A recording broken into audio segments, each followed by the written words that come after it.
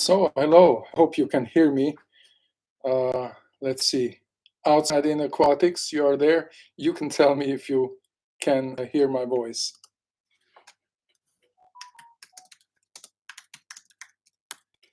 So, this is the first time I do a live chat on YouTube.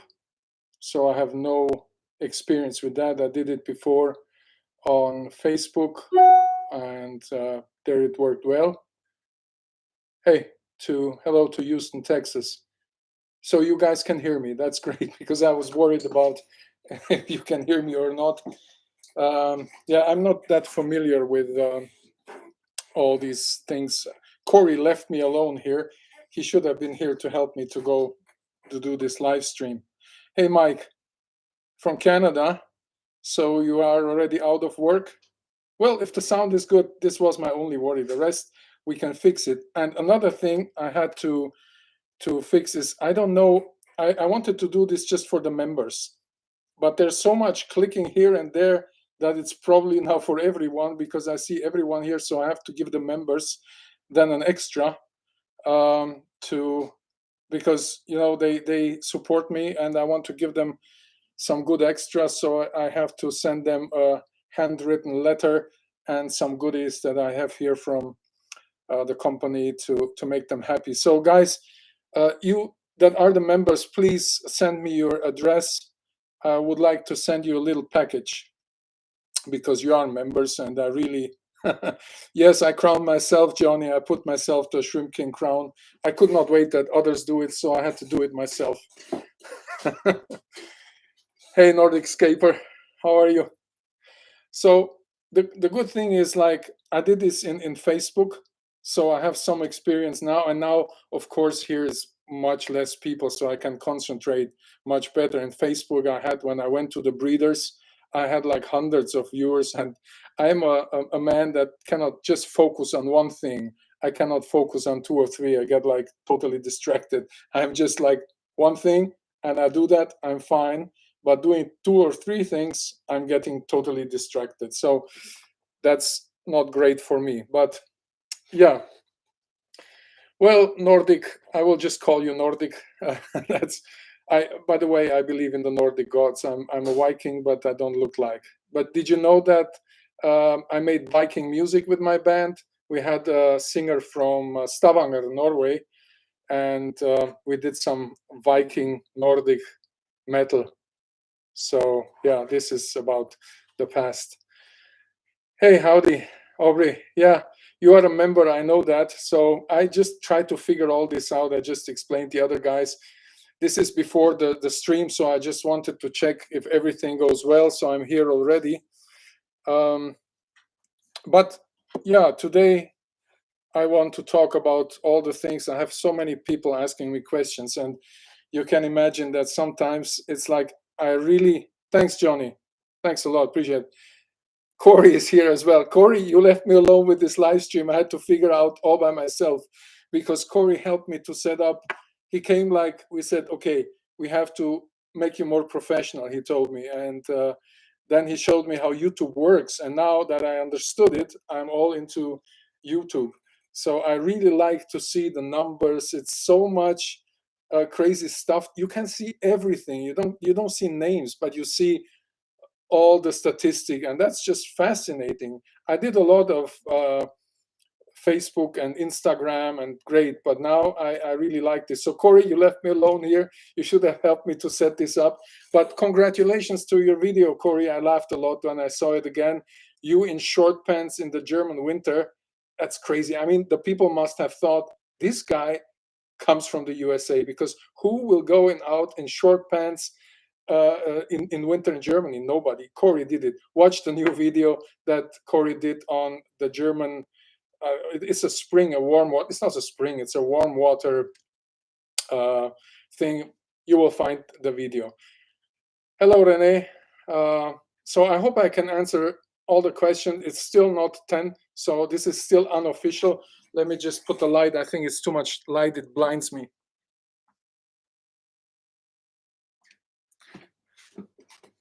Yeah, much better. Otherwise, I look so pale. I look pale anyway. There's winter in Germany. So from Bremen, Servus. Legion from Bremen. Nordic Scaper, yes, I agree.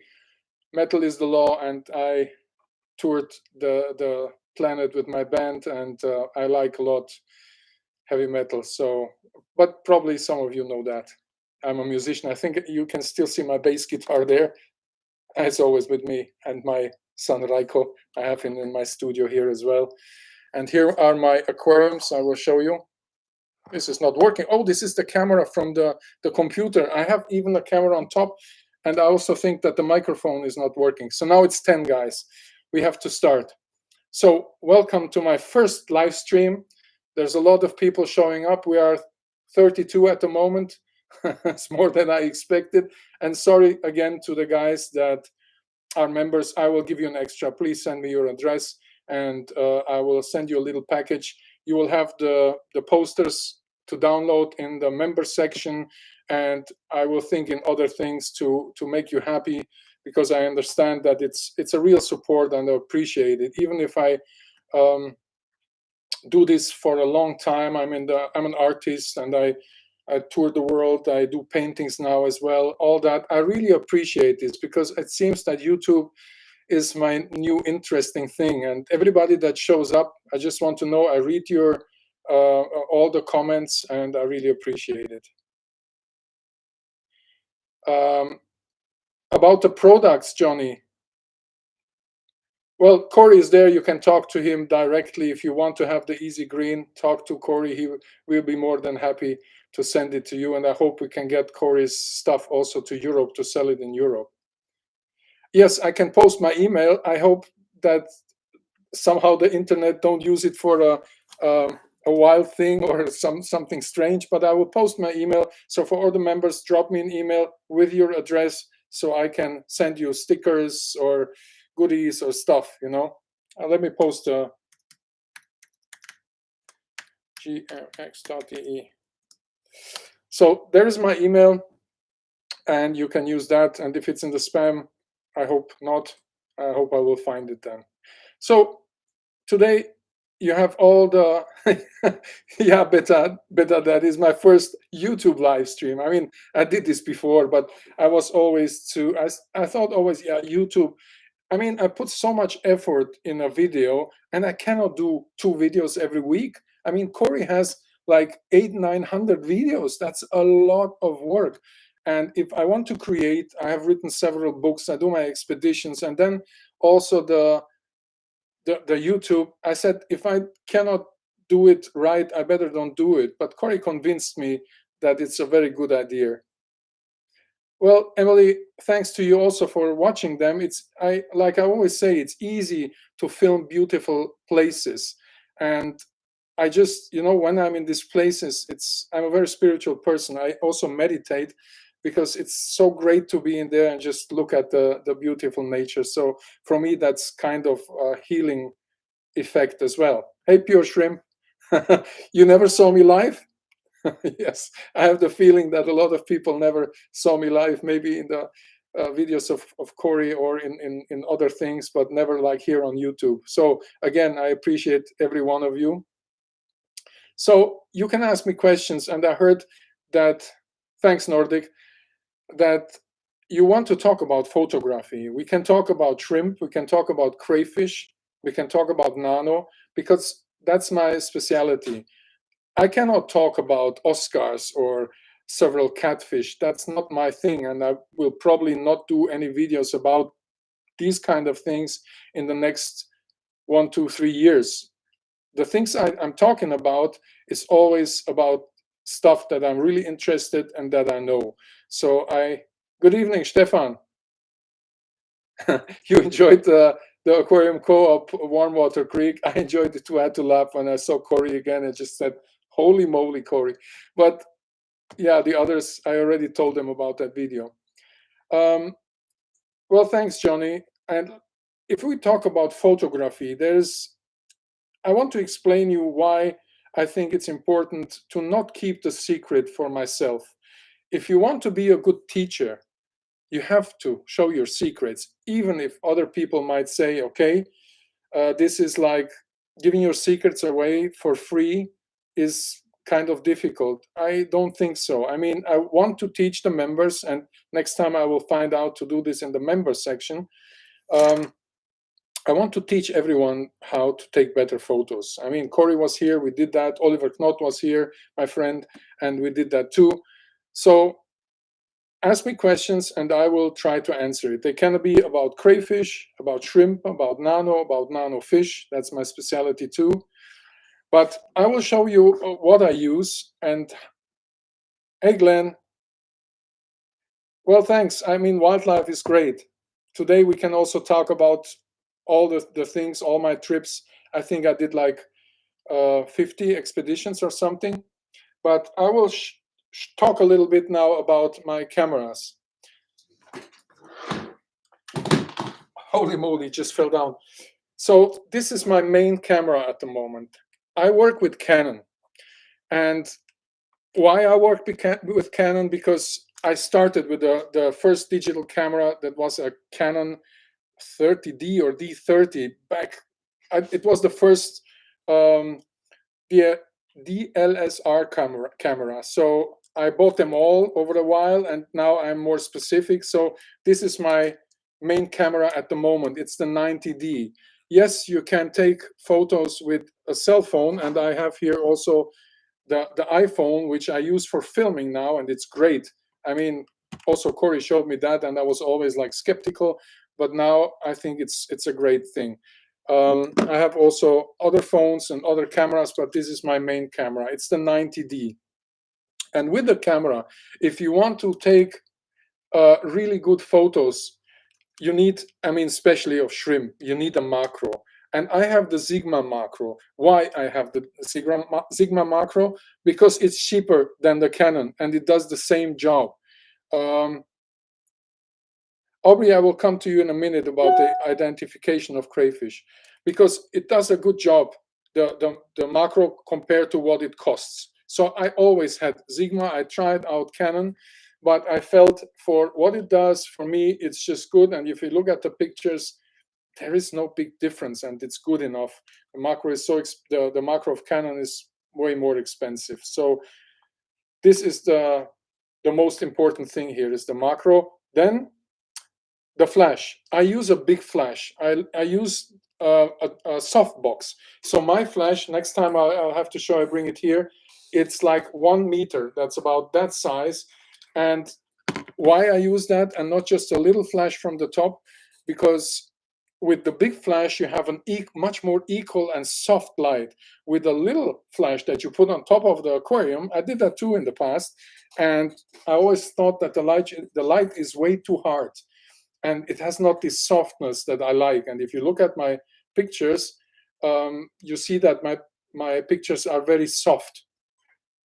Okay, so these are the main important things. If you photograph guppies, for example, you have to be quick. You cannot use a tripod. I use tripod in other things when I make the close-up of the shrimp, but usually I move around like that. I follow the fish like this. I go wherever the fish goes, I go.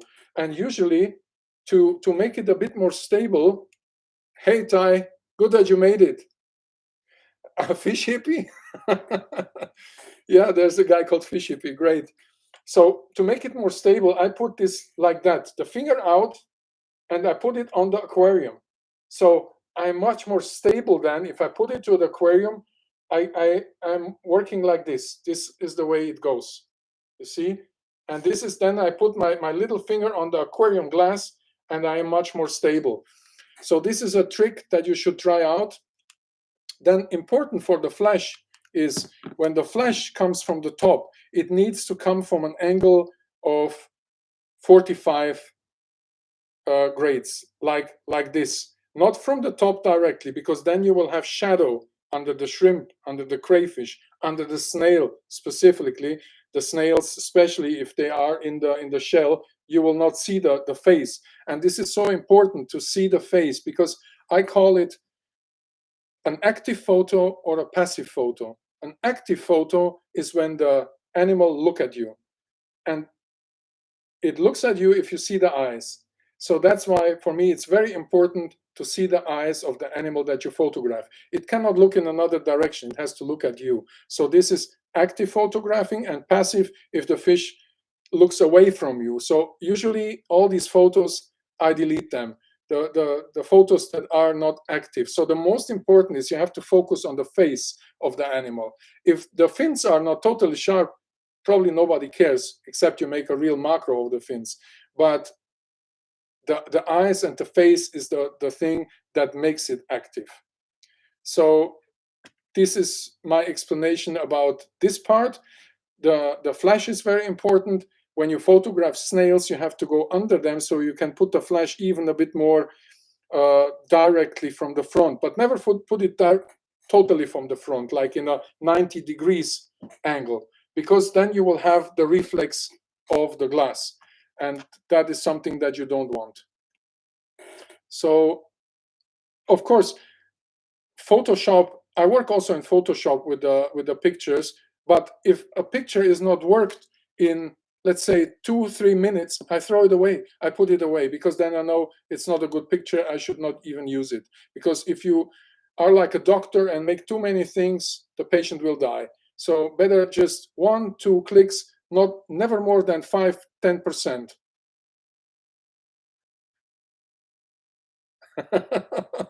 Corey making jokes. Yeah, clean your tanks if you want to take photos. This is another thing.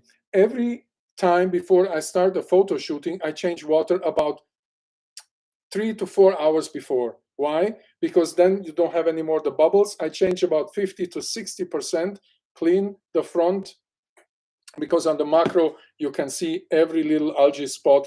So this is something that you have to do. And why the water needs to be like fresh water, new water, because even after 3 days, if you don't make a water change, you can see the water is much more yellowish, and that is something that you don't want. So these are some tricks. Now I will see Aubrey asked me a question about trying to identify crayfish in the wild. What are some key points to look for? I think the most important is, of course, there's like ID keys online. But I mean, the best possibility to key it out when you're on the feed, send me an email. I collected about, or a message, I collected 500 species. So I know just the crayfish from looking at it, what it is. So other than that, you have to have your scientific papers with you, because, for example, I don't know where you are, Aubrey, but in a state like Alabama, you have 82 different crayfish species there. So that's not easy to ID them. And you have to have certain, if you are not really into crayfish. I mean, if I look at them, I know the genus, and I probably know then the species too. But other than that, it's very difficult, because some crayfish look very similar. So, Aubrey, what I can tell you, if you go to the field, yes, send me a message, show me a photo. I will ID it for you. I will key it out for you. So let me see. What murdered your phone, Corey? I have to read the comments to answer. I know there was another one. What parts of the body should be included in photographs for identifying at later time? So I think to key out a crayfish, the chele is important. The rostrum, the nose, like this triangular thing on the front, it's called rostrum. That's the nose. And in fact, if you are in the US, like those species there, in fact, to really key them out, you have to put them on the back, and they have gonopods. 4. 2 of them are to identify this crayfish, and that's the difficult thing. That's why it's not so easy. But Aubrey, if you photograph the cheles and the rostrum and the whole crayfish, that in fact is already for me enough to key it out. So if you want to do that, or to send it to another scientist, then I would recommend you that. Yes, some other people made it to the live stream. We are already in 50. Oh, one left early. Sorry. So 49. So we spoke about the Keepers and Breeders magazine you showed me on Vivarium, Stefan. Yes, there is a digital version. I put it out with my friend Oliver Knott. We do that together to also support Oli, and you can find them online in to download them and to read them. If you want, you can drop me a message. I can send you the link, but I also posted the links on the other page that I have in Facebook, and I think in Instagram as well. But if you don't find it, please drop me an email. We have all three of them now out, and I also can tell you why. Because prices of Breeders and Keepers magazine went through the roof. I made this magazine, all three of them, because I wanted that people get the knowledge for a very good price. Made them €9.95, which I think is very fair. But I think education should be free, or it should be cheap that everybody can afford.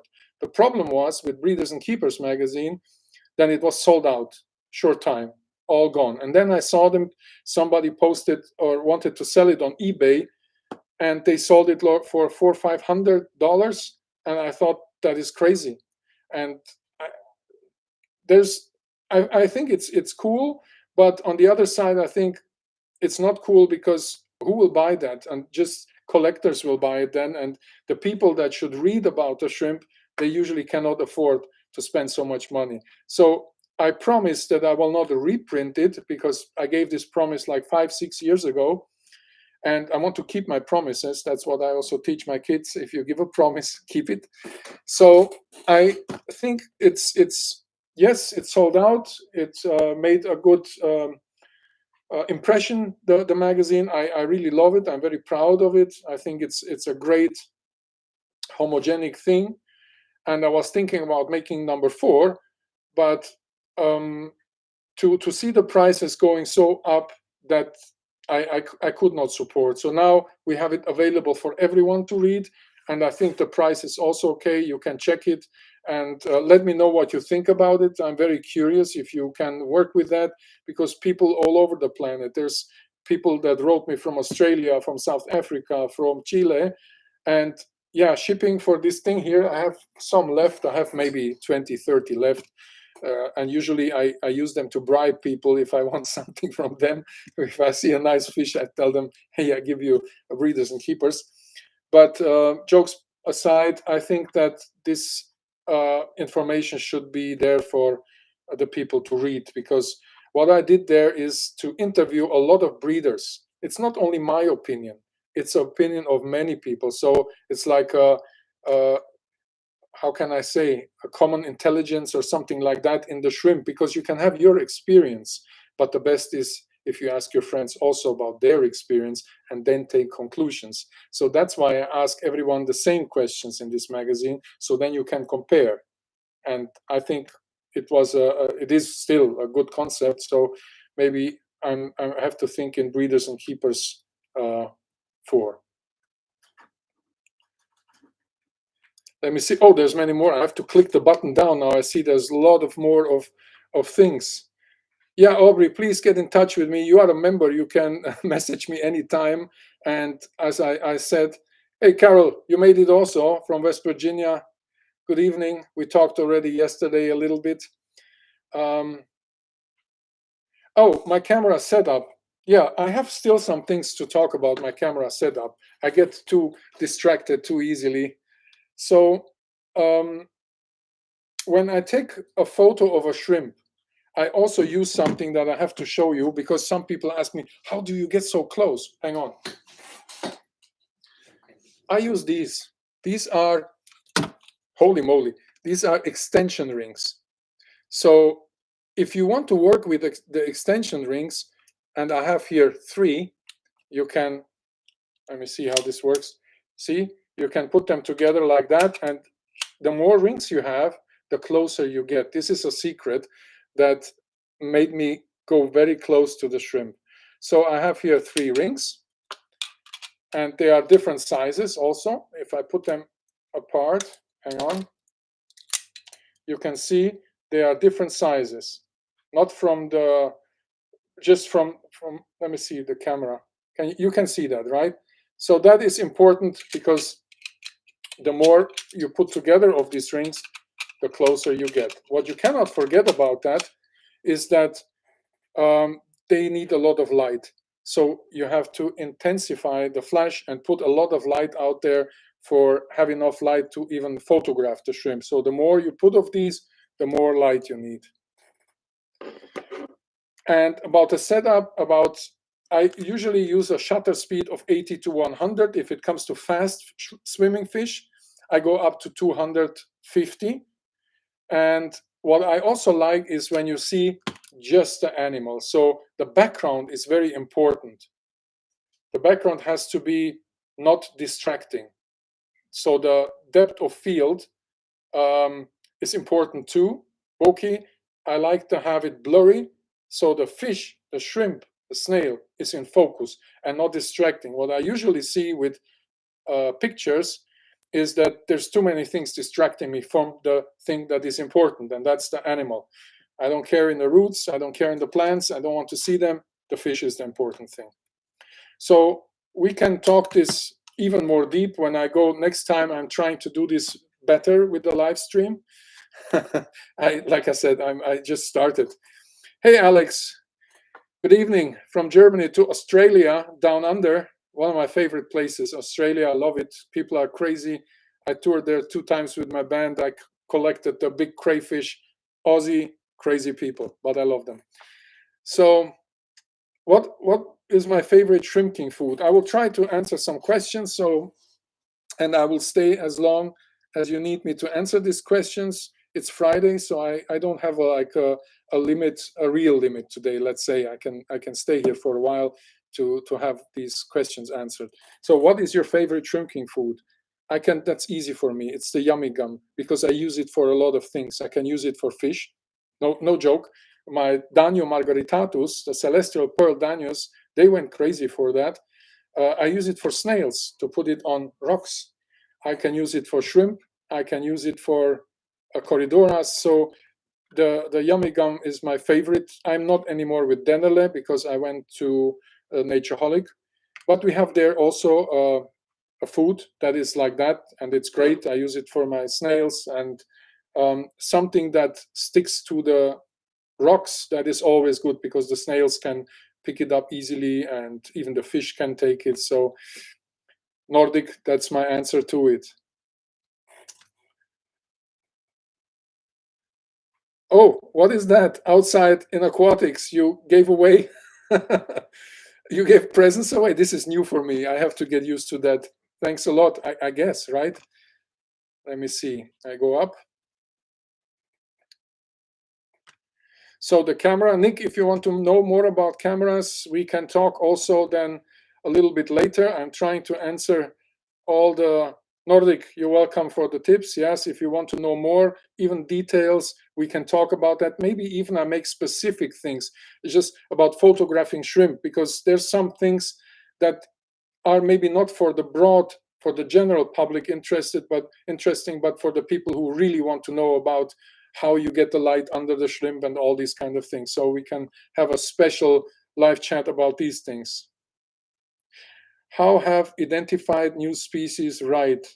So what was your first and how did you feel outside in aquatics?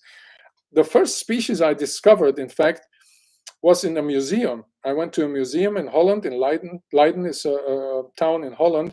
And I saw in a jar, there was a crayfish that looked so different to me of what I knew from Papua New Guinea. So I went for that. I took it out of the alcohol, but it took me years to find it in nature. That's why I could not describe it immediately. And still, when I discover new species, it takes me a whole while to describe it. For example, the last one, crayfish, that I described took me 10 years. And now I have, let me show you, I have them with me here under my desk. This is a new species here. I have it in alcohol. I will name it after a friend of mine. It's a Cherax from Papua. I have here several new species. And the feeling about discovering something new is amazing. I mean, for me, when I go to Papua, for example, there I discovered most of the species, several also in Sulawesi. It's like goosebumps. I mean, I went on the stage with my band, played in front of like 40,000 people, 50,000, and just that blows you away. But finding something in nature is a similar thing, you know. You go there and you know, wow, this is new, never seen it. It just blows my mind. The first time I looked at a shrimp that I described after my daughter, Maya Marinae, a shrimp from Sulawesi, very colorful, red, white, has green eggs. I was like, holy moly, this is new. And we got it from a depth of like, what was it, 10 meters? And we threw a sink net and that went on the bottom, and we took the whole thing up. 2 new species in one net, and also some snails. But I was so excited. I said, this looks so different. I've never seen it. And the rostrum was short and fat. Usually, if you look at Sulawesi shrimp, the rostrum is very long and like, I would say even longer than the shrimp sometimes, but it's very long. So when I saw that, I said, this rostrum is totally different. And the second shrimp that we found that day, it was in the same thing, had no rostrum. I said, oh man, this is new, but I broke the rostrum, so I have to do it again, catch another one. I felt sorry. But in the second scoop, can you say that? We found also 2 of these shrimp, and then I thought, okay, they also have a very short rostrum, so it must be a new species. And that's very exciting. At the moment also I'm working in a new snail. Probably you have seen it, the blueberry snail. I found that in Papua, and that also will be described after a friend of mine. He's a YouTuber, a famous one. So yeah, this is he said to me, okay, Chris, I will give you some lessons about how YouTube works. And he showed me everything. And I said, okay, if my channel grows, I will dedicate you a new species. But I probably would have done it anyway, because he's a great guy, very, very smart guy. And I like smart people. So yeah, that is the feeling of having or finding a new species. And if somebody of you wants to join me to a trip, I did that in the past too. It's kind of exhausting, but I will go to Papua again because I work there a lot. I want to go to Brazil. I want to take Corey with me to Brazil. We already plan. Also, I will come to the USA to finish my crayfish book. It has 400 pages. It's all the species in there, 95% photographed. Like I told you, I photographed 500 species, even more, collected 500 species. South America, Cuba, North America, Europe, Asia, Papua New Guinea, and Australia. So now I also have a trip to Madagascar. I will do a little bit more of traveling, and Corey will be in some of my trips as well. He teach me YouTube. I will teach him to survive in the wild. Right, Corey? Do your water changes. So let's see. Nordic, what is cool? What you have never seen? The blueberry snails or what? So about the diving locations, Urban Perincic asked me about the diving locations. What would I recommend? I have been to a river that blew my mind. And the Trebizat, and you mentioned it, Trebizat, I think is the right name, in Bosnia-Herzegovina, it's just amazing. But in Croatia, you have also some nice places to snorkel. You can dive there as well, but I have, I think, 1 or 2 videos on my channel about Balkan. So you have to check that out. This river in Bosnia-Herzegovina is mind-blowing. It's in my top 5 of the places that really are mind-blowing. There's Florida, the springs, mind-blowing. Of course, Brazil. I mean, if you don't love Brazil when it comes to aquatics, you must be crazy, because there is several clear waters that are filled with fish. For example, in Bahia Bonito, I will publish this video soon. There's like 273 species of fish in one drainage, in one river drainage, 273, and several undescribed, 273 that are described. So that's just mind-blowing. I will publish a series about that, probably 2, 3, 4, I don't know. I want to really make good content. For me, you probably will not see a water change video from me, because I think that, for example, Corey has done a great one, so I don't need to repeat that because I don't think I can do it better. But what you will see of me is like expeditions or more going more deep into the specifics. And sometimes also I post videos of fish that I really like, even if I know that it will not have 100,000 views. But at the moment, I don't care about that. What I care is that I do what I really like. So that is very important for me. So I would, about going back to the Balkans, there's several springs that you should visit. But Urban, you already know them. If I find new ones, I have in Germany one or two. In Spain is some interesting stuff. Yeah, this is my opinion about the springs. Chris, the foods you developed have some of the best nutritional ingredients for shrimp care. Based on my research, viewing research papers of shrimp in the wild, it seems great.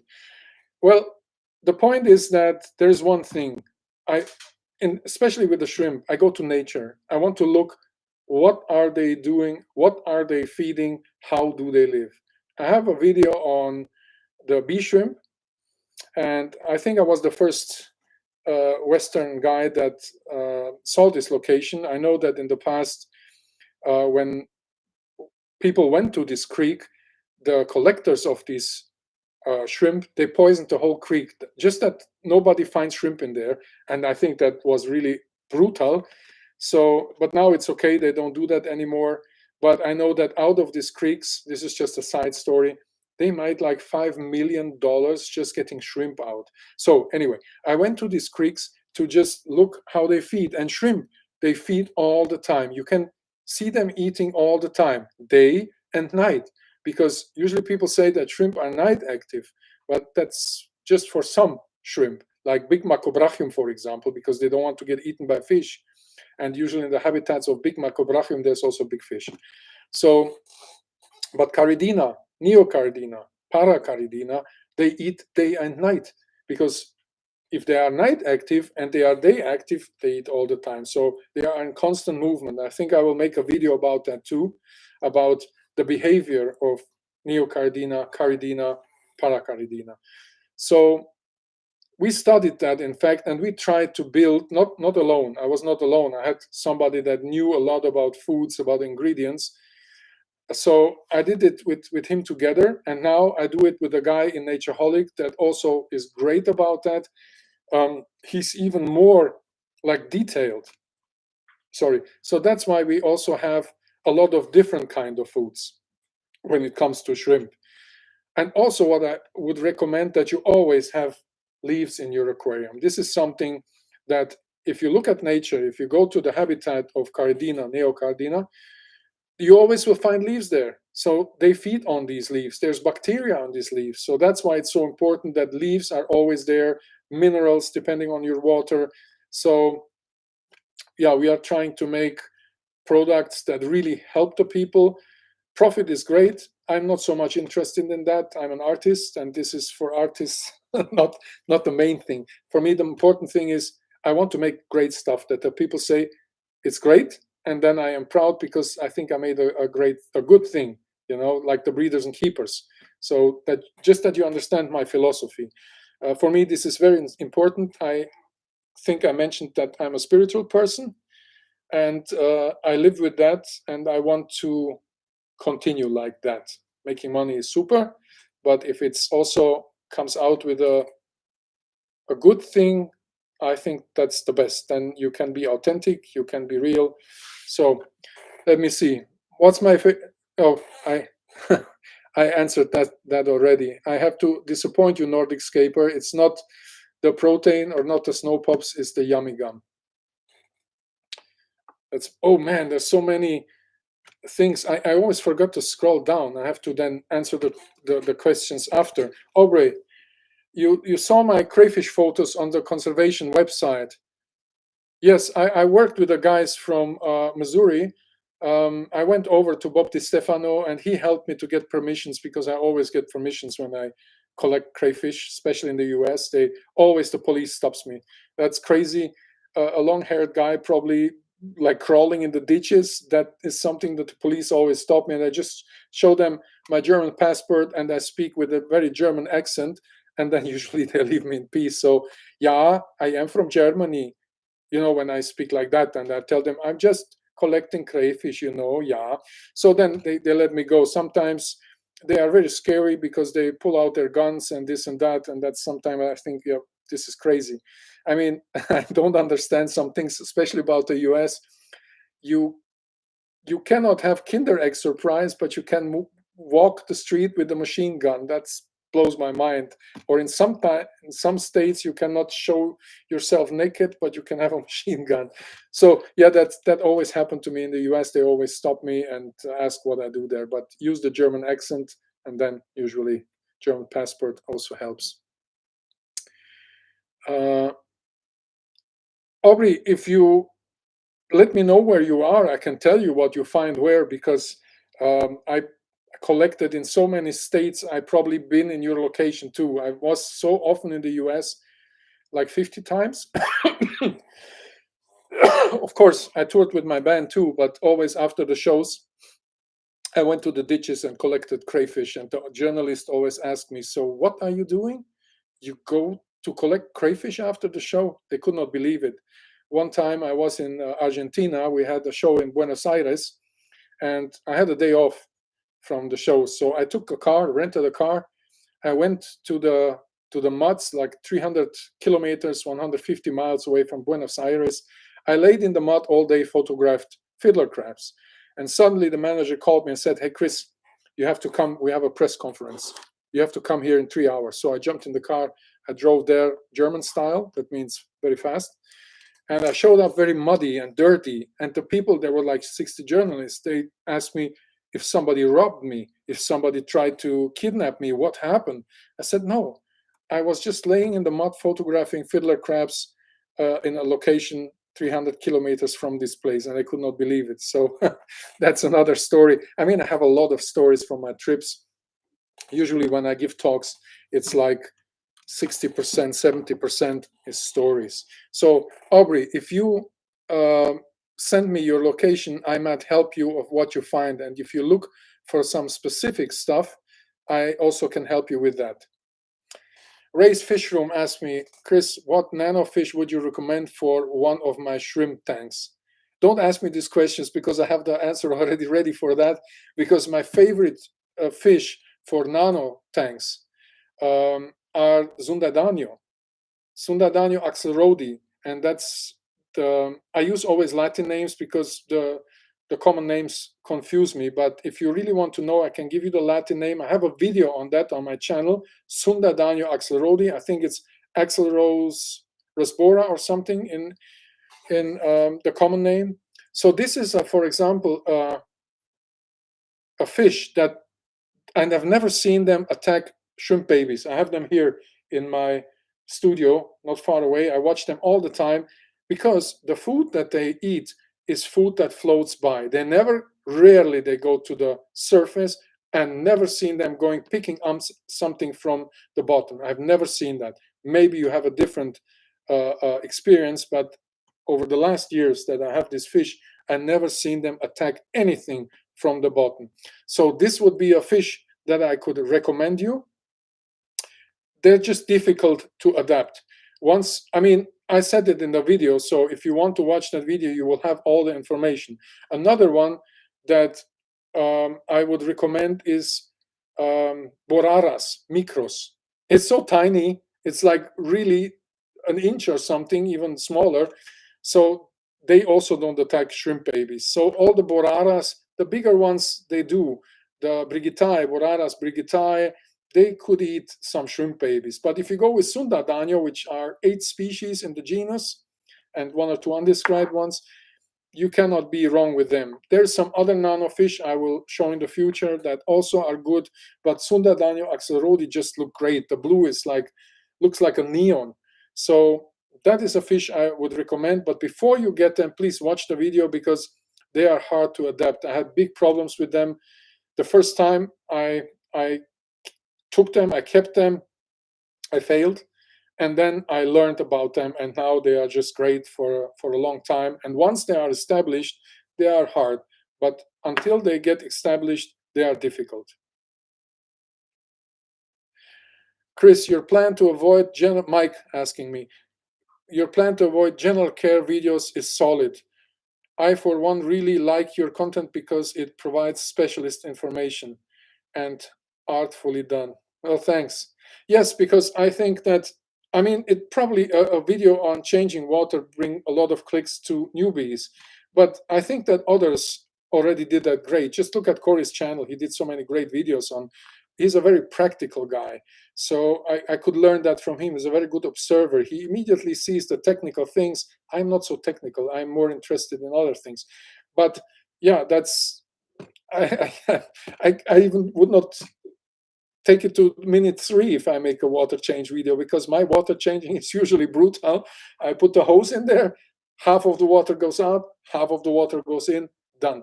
So because maybe I don't, even with the Zunda Danio Axelrodi, I do it like that, because now they adapted to the water. I do every week 50% water change. So the fish, usually the water is kind of clean, I would say. So I don't wait 2, 3, 4 weeks until everything has a critical moment, because then if I put new water in, they have a really different water. So I don't wait that long. Every week 50% water change, so the difference of the waters is not that big. So that is my explanations about that. So maybe I can make videos about that, but not about the other things. That I think Corey and others did it great. So yeah. Well, thanks for the Natureholic food. Nano is the absolutely best. Yeah, because I am so focused on Nano. I am not good for making Oscar food because I have no idea. I know that they're carnivores, but what else they need? And with the species, you always have to study them. It's not like they eat just that or they eat just that. That's why with crayfish, I made a lot of studies with crayfish. So this is my very special, specific thing. So I write books about crayfish, about shrimp, because I think that I understand a good part of it, not everything. We don't know everything about it. Somebody that tells me I know everything about this or that, I am very critical about these things. When I see videos all about this, 15 reasons about that, I am critical to these things, because I think that we don't know everything. We can observe animals in nature, but even in nature, habitats can change, and fish can adapt, have a different behavior and all that. So I'm a bit critical with these kind of things, but thanks for that comment. If you want to try out the foods of Natureholic, we ship for $3 or $4 worldwide. So you're welcome to try them out. And Oliver Knott and me have a line there, Chris and Ollie's, and you would support us directly. And we have a small range of foods, because we don't want to do everything, because we have not experience with everything. We don't have a discus food, for example, because Ollie knows discus, but I have not much of an idea of discus. So I want to do the things that I understand. And yeah, my favorite car outside in aquatics. Well, I'm very how can I say, conservative? No, what is the English word? I'm still in many languages. Conservative in cars. I at the moment I drive a SUV, VW Touareg, but of course I would like to have a Mercedes SUV, because I come from a town, Stuttgart. That's Mercedes. That's Porsche. I cannot afford a Porsche, so I will go for a Mercedes, but definitely SUV, because. But the other thing is, I like the nice cars, but the problem is, after 3 or 4 years, my cars look like a disaster, because I don't care. I sit my kids on top of them. I go to the field with them. I drive through mud.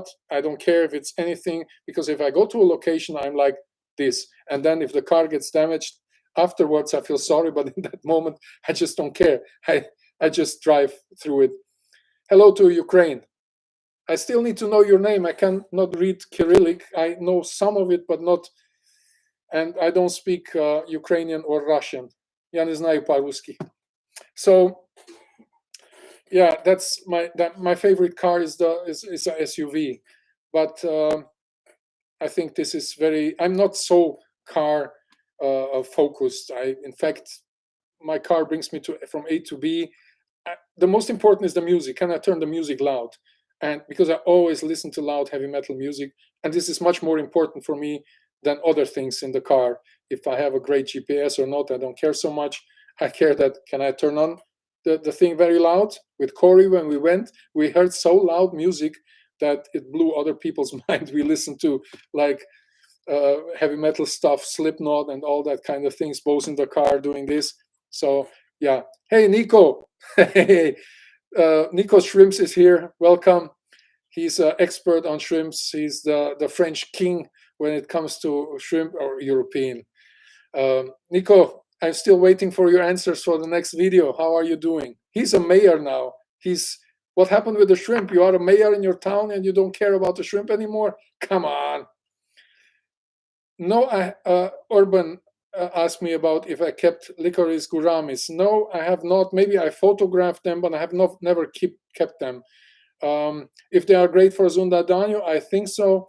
But with the Zundadanos, I'm very careful what I put inside, because they are, when comes bacteria in there, they react like to fin rot, and then in 1 or 2 days they could be gone. So I'm very careful what I put together with my Zundadano, because they are very stable now, and I like that they stay like that, because when it comes to the white spot, ichtio, or to fin rot, they react immediately, and after 1 or 2 days they could be gone.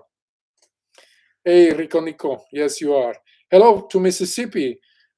Thanks a lot. I've been in Mississippi and I collected there together with the Fish and Wildlife Department there, and I will come definitely back. I enjoyed collecting crayfish in Mississippi. They have some very colorful crayfish in Mississippi, but also in Kentucky, very colorful crayfish. And if you follow me when I go to the US, I will do like a daily live.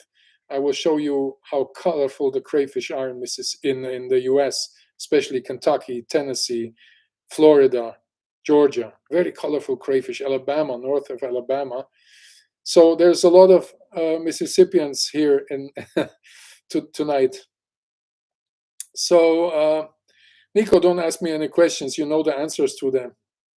Please do it this week. I have to publish a new video. And for Sunday, Corey already kicked my ass. Where's your new video? He's my manager. So yeah, please send me those answers. I asked Nico what is his top 3 things or 4 or whatever about why shrimp are dying. And this is a video I want to do, because there's not only 3 things why shrimp die in the aquarium. There's like 20. Even more things in you would have never thought in. For example, I have one in the video that I will tell you now. When you go to gas up your car, you touch the nozzle. I think it's the thing that you put into the car to gas it up. And usually this thing has a lot of benzols, of diesel, gasoline on it. And then you come home, you forgot to wash your hands, you put it in the aquarium, and the shrimp will go like that. Because they are so sensitive to these kind of things that they immediately react, even if there's just traces of it. So this is something nobody thought about it, but I had it. I had the experience with that. So that's why I'm telling you this. So there's many reasons why shrimp can die, and I want to collect as many as I can for the next video to explain you this. Also, a lot of people don't think in the transportation ways, how shrimp get transported to come to the pet shops. This is the most difficult thing, and this is the reason why most of the shrimp die. So I will also explain about that in the next video.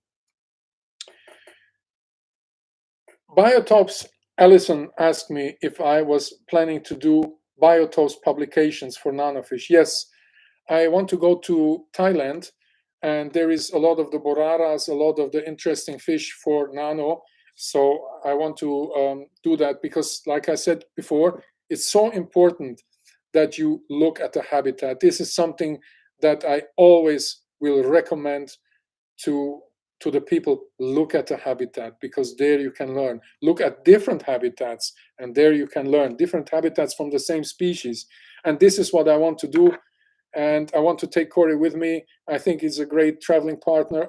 Unfortunately, Oli cannot travel with me. Otherwise, I would take him also. But I will have him with me on the. I will do some special streams for him. He's a good friend of mine. Bad Hands is asking me if I have any plans on rejoining Atrocity, the metal band. No, I'm too old. I'm 54 now. I think this is over. Rock and roll is great, but I cannot do both. I cannot do all the other things, my art, my painting, my photography, my writing books, the new species descriptions. I have kids too. I cannot do everything. That will blow me away. I did it a time when I was in the bands. I did both things, and I had nearly a burnout because I was writing books. I was traveling for the expeditions for Find New Species. I was the touring. I was the studio. It's great to write songs, and I love it. If you have a chance, you can listen at Leaves Eyes on YouTube. There's some of my songs there, and but I think that I cannot do that again, and it's exhausting. Every day a different town, every day a different show. I am a little bit tired. It was a great time, really, but I think it's also good to leave the stage in a good moment and try other things. And what I can tell you from my spiritual experience is be brave. Do the things that you want to do. Just be brave, because this is one recommendation I can give you if you want to do things. And also the expeditions. Be brave and go and see places. So maybe one day I will also give away some tickets so you can travel with me, because I remember when I was younger and I could not buy one of the expensive paintings, the abstract art. I liked paintings that had a value of $10,000-$15,000. I could not afford that back then. And now that I paint, I give away paintings, because if somebody really likes something, I will just give it to him for free, because I think it's good for karma, and I believe in that. So also my dream is to give away 1 or 2 trips to some of you, to my members, to take them with me and show them nature, show them the places that I love, and give them the chance to do something like that. Maybe they get inspired to even then do it themselves. Yeah, Corey, Papua is on the list because there's a lot of new species, and I would like that Corey also finds a new species. I want to see his face if he gets out a fish that is completely new to science. And because I have this feeling, and it's great. But Corey now has, and he's also with us here, has 1 million followers. And I think that he's done a really great job. There's other YouTubers that I think do a good job. Oleg Not has also a YouTube channel, and 2 or 3 others that I respect. And but Corey is one of them that I think that he does a great job, and you should help him to get the 1 million followers. If you're not already follow him. He deserves the 1 million. Right, Corey? Alex, yeah, the videos from Papua New Guinea. Well, I already planned, but then other things came in between. Papua had some problems, politics. They kill people there, like in Congo. I wanted to go to Congo, but Congo has some riots there. So if you go there, it's always endangered that they kill you. I mean, in Papua, always they try to kill me. Every time I went to Papua, there was trouble. The first time I went to Papua, I was with a group of students, and they wanted to kill us because I went into a cave that was a holy cave, and there was crayfish, and I took the crayfish out. But what I didn't knew is that the tribe that was not far away from the cave, they all came to a cave. Big scandal there, big trouble. They have been like outrageous, really.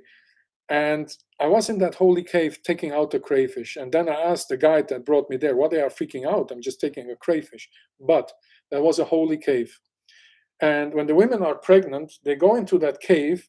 And if the crayfish moves up the creek, the baby will be a boy.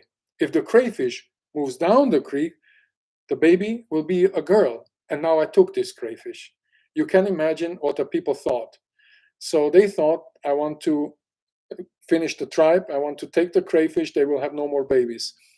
And it went so bad that we had to leave the place. And even they followed us. There was a big trouble. The guide, I've never seen him again. I don't know what happened to him. I ran to the car with the other guys, Thomas von Rinteln, also a scientist from the museum in Berlin. We went to the car, jumped inside. We went to the next police station, went inside. There were 2 guys with machine guns protecting us. And outside, hundreds of people with bows and arrows and all the trouble, and we had to fly out. Even on the airport, people came and said, "Where is the crayfish?" Because I broke a leg from the crayfish to make some genetics. I had to give it back. So it was really dramatic. And then the other times, they stopped me at a point. I was with the car. I rented the SUV with Martin, a friend of mine from the place, from the Ayamaru Lake. He lived there, and they stopped us. So I took my German passport. I went out of the car and screamed, "CIA, if you don't let me through, I will blow your minds." And I spoke English very fast and very angry. The people didn't understand me, but I saw my passport, and probably they understood what CIA means. And they went to the side. They let me through because they wanted the money, they wanted my equipment, and all that stuff. Papua is a poor country. I understand that. But without my equipment, I would freak out. So, yeah, always like trouble. And also in some parts, there's drinking. And then the people freak out and they have the machetes and they go after you. If you are in the river, I have so many stories from Papua, every day different stories. One day, they wanted to kill me with a bow and arrow. There was a warrior on top of the creek, and I was filming. And I said, "Why is he pointing at me? And then I found out it's holy land again. And if you can pay, and then they let you do it. But then if you move to another spot, oh, this is a different spot. It's holy land, and you have to pay again. You are in the water is holy, you have to pay again, and so on. So this warrior was on top there, pointing with the bow and arrow. And I was so like, I have enough. I just want to get out of here alive. And I went to the guy and gave him my money and said, "Give me your bow and arrow." He gave me the bow and arrow. Even I gave him a silver ring. So I said, "I give you this, give me your bow and arrow." He gave it to me. And the funny thing was, and he went away, said, "Okay," he got his cookie, he went away. The next morning, I had several warriors in front of my little cabin wanting to give me bow and arrows. And now I have them downstairs on the wall. Corey can confirm that. And you know what the crazy thing is? That some of the arrows still have blood on them. Next time I have to show you, still blood, because they kill each other with bow and arrow. Still in Papua, they go crazy and kill each other with bow and arrow. And the interesting thing is also they have 3 different arrows. One is for people that has a shape like that. So if you want to pull it out, it will not work. It will stay inside. One is for birds that is very slim and long, so you can easily pull it out. It will kill the bird, but you can pull it out. And the other one is for pigs. They are there as they have pigs as a symbol, a status symbol. So they kill them with a different arrow. So that's much more broad, and it's a bamboo thing, and I have to show you that you understand. So Papua always has crazy stories, and I know that if I go there with Corey, I will take him with me. We should film that all, because usually I put my cameras then away because I don't want that they later take my cameras and want them or something. I just try to keep it calm. But Corey, with the new iPhones, we can film like hit from a hidden place. So yeah, Papua always exciting and interesting. Well, Troy, well, yes, I think the stories is what later the people will remember in a way. I always, when I was younger, I liked to listen to stories, and that's also the entertaining thing. My grandmother always said, "Who travels a lot has a lot of stories to tell." So yeah, now I know that it's true. I know people from Dragon Liar asked me. I know people from Papua and also who work there as scientists. But traveling Papua is just dangerous. It doesn't matter. The people, even if you come with the mayor of the town, if you go a little bit more far away, they already don't care. You have permissions from Indonesia, from Jakarta, from the capital. They don't care. This is Papua. Different things you pay, or you will have troubles. So let me see what other questions are here. Sebastian was asking me if I have been to Vietnam. I've planned Vietnam, and then came Corona, and my plans are destroyed. But I want to go to Vietnam, especially to find a new species of shrimp. There's interesting fish there. There's still, I mean, Thailand is pretty good already worked on scientifically, but still they find new species. But now imagine Bangladesh, Vietnam, and the other countries that are there. Malaysia, still a lot of stuff. Sarawak, Borneo, a lot of interesting things there. So there's so many places to go. I traveled a lot in the past, and I always have difficulties to decide where I go. Do I go to Thailand or do I go to Brazil? And yeah, that's the most difficult thing to decide. Hey, Nordic, you have to go. Keep on rocking, and I see you next time. Well, about Alex also asking about the rainbow fish. I have some videos with rainbow fish that I did not publish, so I will do that. But I was so busy with the crayfish and the new shrimp there, because also the shrimp nearly all new. And sorry, if you go to Papua, I have to take more time, because now my way of doing it is staying in a spot for a longer time and really exploring the spot, and not this hardcore collecting like I always went. Collect an hour, move to the next place. I did that in the past in Australia, and we collected like 30 species in, and you know, Australia is big and the species are not close to each other. 30 species in 2 weeks, that was brutal. So I want to spend more time in a spot, but that spot I really want to experience it much better. Oh, Aubrey, you said you gave 5 memberships to people. I owe you something. Thanks a lot for that. So I have to give you my WhatsApp so that you always can reach me. And if you have a problem with IDing crayfish or whatever it is, I like that you are so generous. Generosity is something that I value a lot. Also because my personal experience, I think if people are generous, this impresses me. Not generous only with money, but spreading love and being nice and all these things. This is what really impressed me, and this is what I learned in the last years.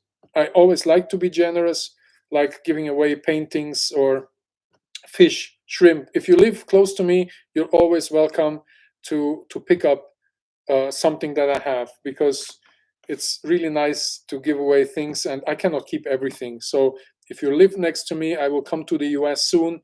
I already said it to Ty. I will bring him some of the new neocardina that you have probably seen in my latest video. They are just crazy, and I will try to get you some over. I already brought shrimp to the US, never had trouble, because I always inform Fish and Wildlife. I show them, and usually with the shrimps, I have never had a problem. So if I can meet you then in Alabama or somewhere, I will try to bring you some of these koi or sunburst neos. If it's not too much drama for me, I like to do that. So if you live in Germany or close, France or wherever, you're welcome to get stuff for me. And if you want something, we have also a shop, Garnelio. There's a lot of things. Or if you look for something, I'm sure I can help you, because making people happy is a great thing for the ego and for the karma too. So yeah. Aubrey, thanks a lot. I'm still figuring out about all these things, memberships, and if I'm a bit slow with these kinds, you have to excuse with these kind of things. You have to excuse it, because I'm still learning. This is the first time live on YouTube, so I'm still learning what all the things mean. If I can interact in another way, but give me time to learn. And for the members, please send me your addresses. I want to send you something from me, like the snail mail, so I can ship it to you, because I really appreciate your membership, and I want to really take care of you, not only with giving you free posters, but also some things that I think I like, or like that. So let me read some of the other comments.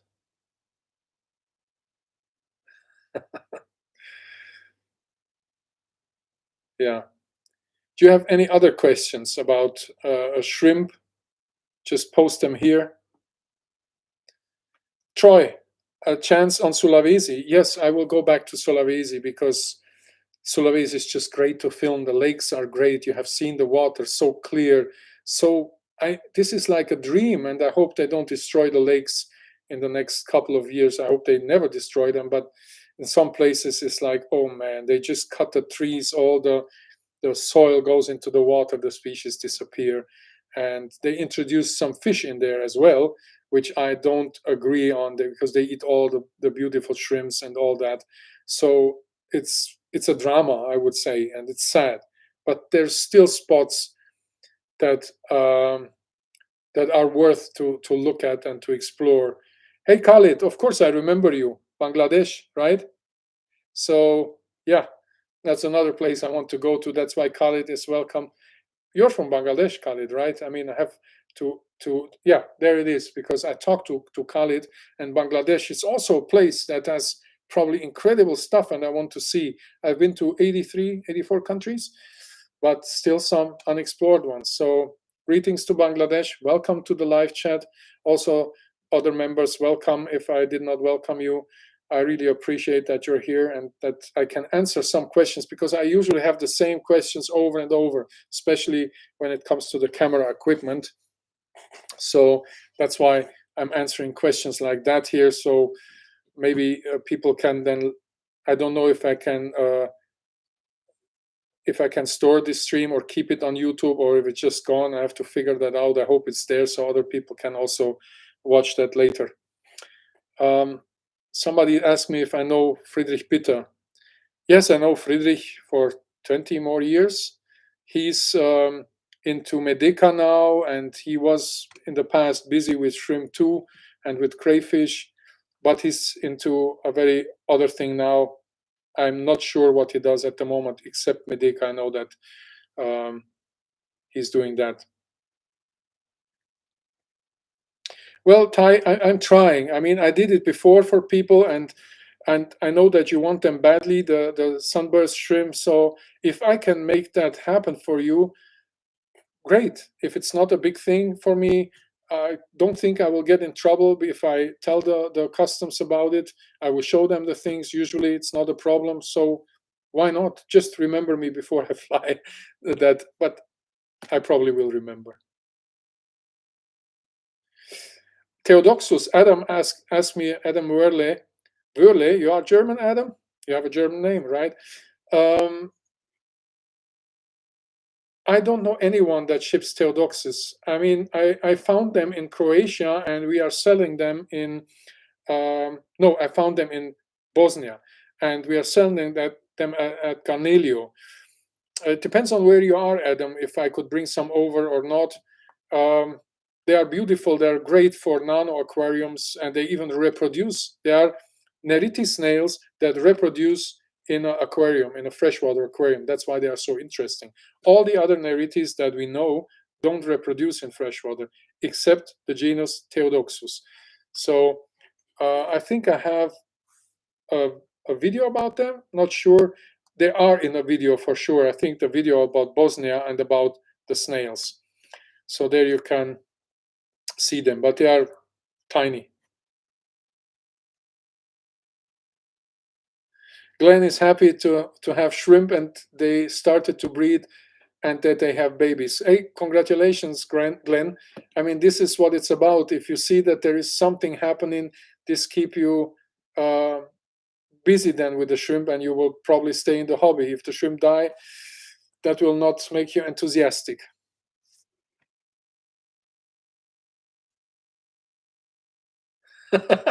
Beta Daddy, she was female or male? Daddy is probably male. Yeah, he was driving and he heard the conversation about the guns and the Kinder eggs. Yeah, this is something that I always explain the police guys, that they have to explain me this, because I think it's a bit crazy. USA, a lot of great stuff. Let's not talk politics, because then we stay here until tomorrow.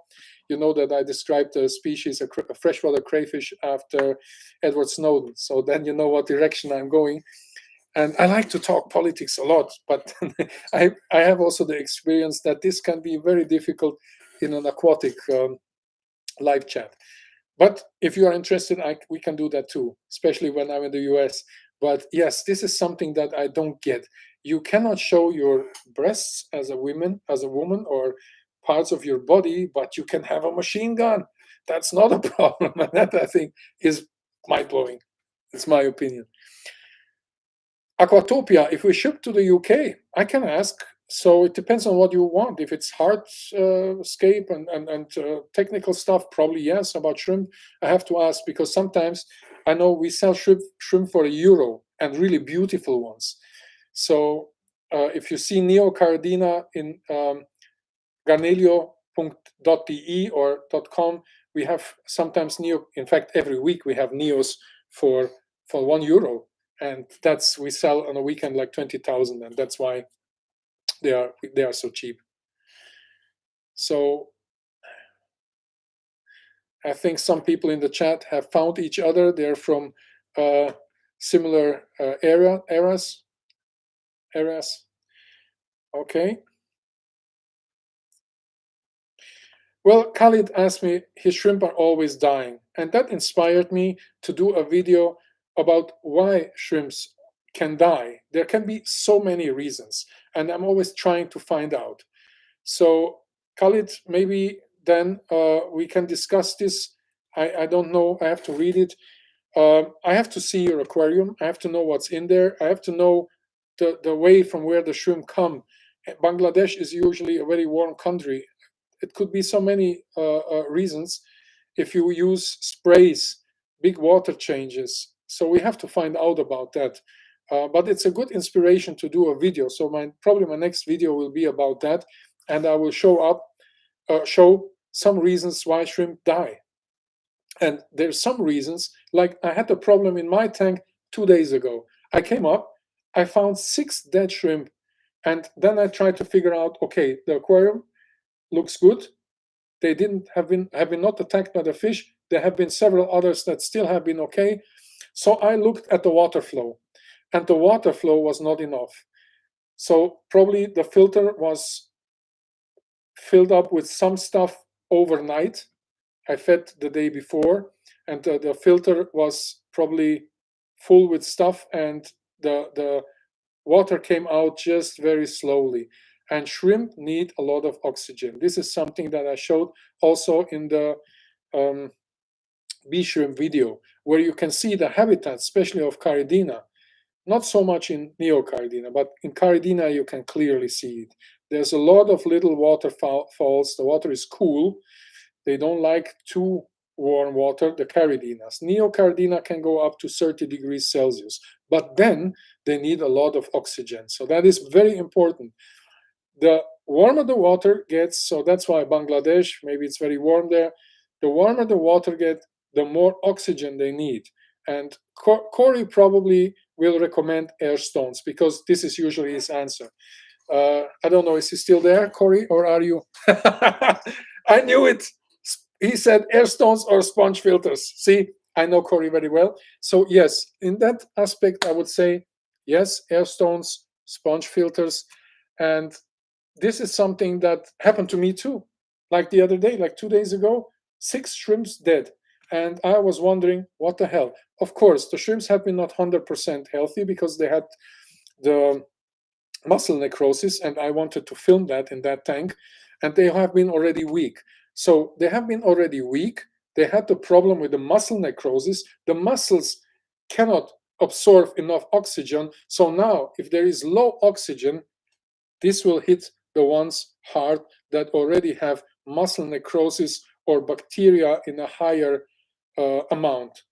Like if the muscle necrosis is already in a stadium that is like end stadium, they will survive it for a longer time. But if something comes in addition to it, like the water not having enough oxygen, the shrimp will die. So the ones that are more or less have been healthy, because I had shrimp in there, Caridina, that had different stages of muscle necrosis, because also that is a video that I will go into next. It will not hit a lot of views. This is a very specialized video, but it will be the one video, I think, that really talks about muscle necrosis and what happens. This is something when the shrimp has these ivory colors, And I know that in Indonesia, they sell it even as a new species, but I think it's crazy. You cannot do that. Sorry, guys, in Indonesia.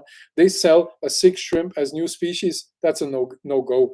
And you cannot even give it to your customers, because also if a shrimp die and have this muscle necrosis, then the other shrimp will get infected if they eat it. So if they have this, you should put them out. In my case, I wanted to film it. I'm informed about that, but in your case, that is different, so take them out. Khalid, yeah, I mean, this could be something. Please check your oxygen and see how warm it's. If the temperature is 31, yeah, neocardinas can breed in there. With 29, 31, we had that. If you look at the video of Corey that he published today, the place there, neocardinas are breeding. Water 29, 30 degrees. Yes, they can, but don't forget about the oxygen. So that is something that I recommend from here. I don't know the other circumstances, and we have to find out slowly and see step by step what was the drama and what is the problem. Maybe we will not find out. That is also a possibility. But there's some things you can check, and you can see if that is working. If you bring new shrimp in, they also can bring bacteria in. If there's overcrowding, bacteria explodes, then the shrimp can die, and so on. In the next video, I will talk about it. And Khalid, thanks for the inspiration. I will make a video about that, but I will probably not call it 5 reasons why your shrimp die or top 5 reasons. I will take another number, maybe 13 or maybe 66 reasons. That's a great number.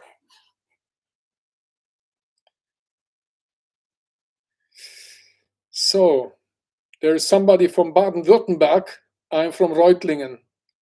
Ankescapes. Well, I lived in Weiblingen, so we can speak Schwäbisch. Yeah, what more? Yes, I always have to scroll down because there's new things. The US guys are very happy to have found each other on this stream. Good. Khalid, thanks to you, and I hope I can come over and we can go some exploring. Have you found some local shrimp in Bangladesh? Maybe you can take photos and show me. I'm very interested because Bangladesh, Khalid, is not very well explored. In fact, I have to remember if there is some caridina. You have a lot of water in Bangladesh, a lot of rivers, a lot of flooding too. I know that, but I don't think that there is, out of my just thinking about it, caridinas. Yeah, please let me know if you find anything. I would be very interested.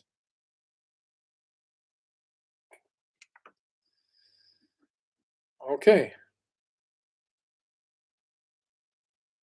There are lots of aquatic people in Alabama. I should have known that. I've been many times in Alabama looking for crayfish, filming. You have, especially in the north of Alabama, some very clear creeks, and there's beautiful crayfish in there. And I love to be there, just sitting for hours and hours to film all the aquatic life that is there. And there's snapping turtles as well. And if you step on them, they will bite off your leg. I nearly stepped on one, and I was very happy that it didn't bite me. I also stepped on snakes a couple of times. Even in Australia, I stepped on a king brown, and it didn't bite me. So I said, the gods, they are not ready to receive me yet.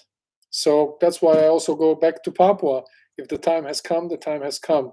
And if the gods want that I leave this planet, then the time is there. So I trust in that. And that's why I'm still going to Papua or to other crazy places. So let's see. Is there any question that I have not seen? Maybe you can type it in again, so I don't want to leave anyone without answer. I talk now already a lot. I'm still okay talking because it's Friday, and if I can be with you guys, that's great. And if I can answer, that's great too. And later today, I probably will still work. I have to prepare the new video, and that's a lot of work. So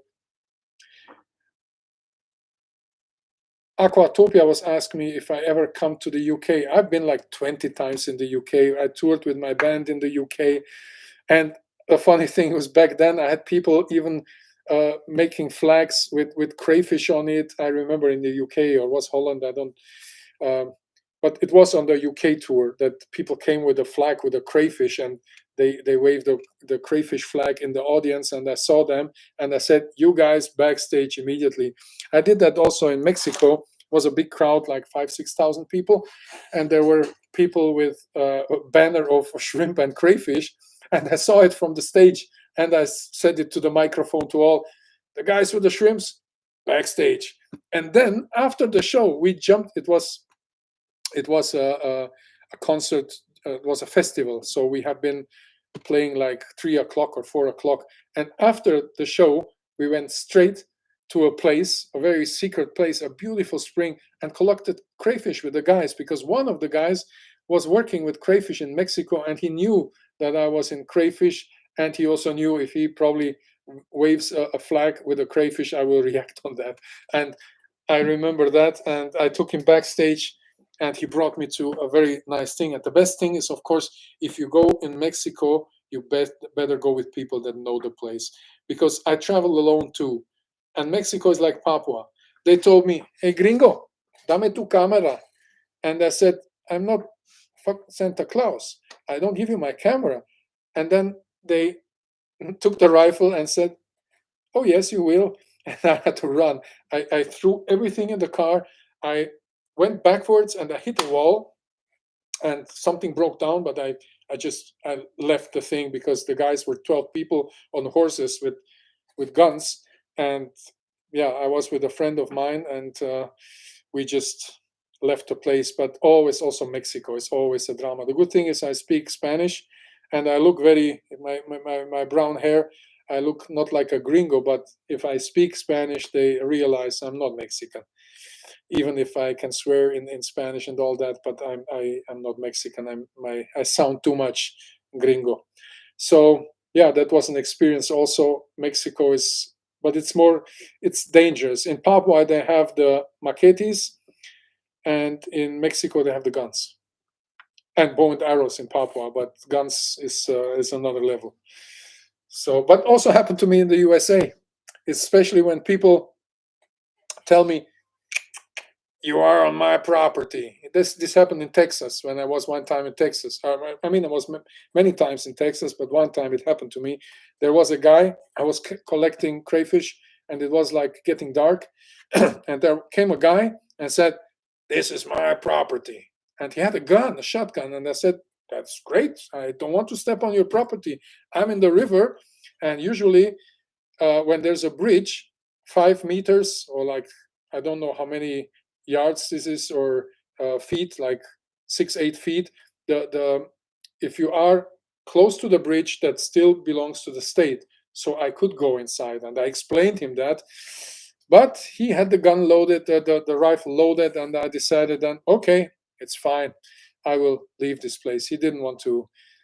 Back then, at that time, I have not thought about telling him I'm German. So, because I know that a lot of people in Texas have German ancestors. And another time I was in, I think it was Georgia. Also, I went to a place, and there were like little houses, and I knew that the type locality of a crayfish was behind the house. So I knocked the door and the guy opened, and he opened it just a little bit, but I could see that he has a gun. I just knocked the door, and he had a gun behind the door ready to shoot me if I was crazy. And I said to him, "Hey, I just want to check out that creek, because I know that there's crayfish in, and it's a type locality. I'm a scientist, blah, blah, blah. I'm from Germany." And he said to me, "Yes, I have a gun." And I said, "Yeah, you have a gun. Isn't that a bit crazy?" And he said, "Yes, there's a lot of crazy people out there." And I said, "But you are one of them. If you have a gun, I just am a..." Yeah, but this is like the problem with guns. You can get shot. It's just, afterwards I thought it's just funny that, oh, there's much more questions. So I'm starting get talking too much about stories. We are 67 people now, and I think it's great. I still have time to answer. Maybe one day the channel will be bigger, and then I would get confused. If there's 600 people, I think that would be too much for me. I need somebody that helps me out there. Sebastian says, I have a shrimp killer aquarium too. Probably some bacteria, temperature in summer issue. Now I just keep Daniel. Okay, but what do you think was the problem with your shrimp? How did this all happen with the shrimp? You can write me, and later I can try to find out. And now you keep Danio erythromicron. Yeah, they are great. I have them here too. I think they are beautiful fish. They look like little trouts, like Danio margaritatus, the celestial pearl Danio. They are the same.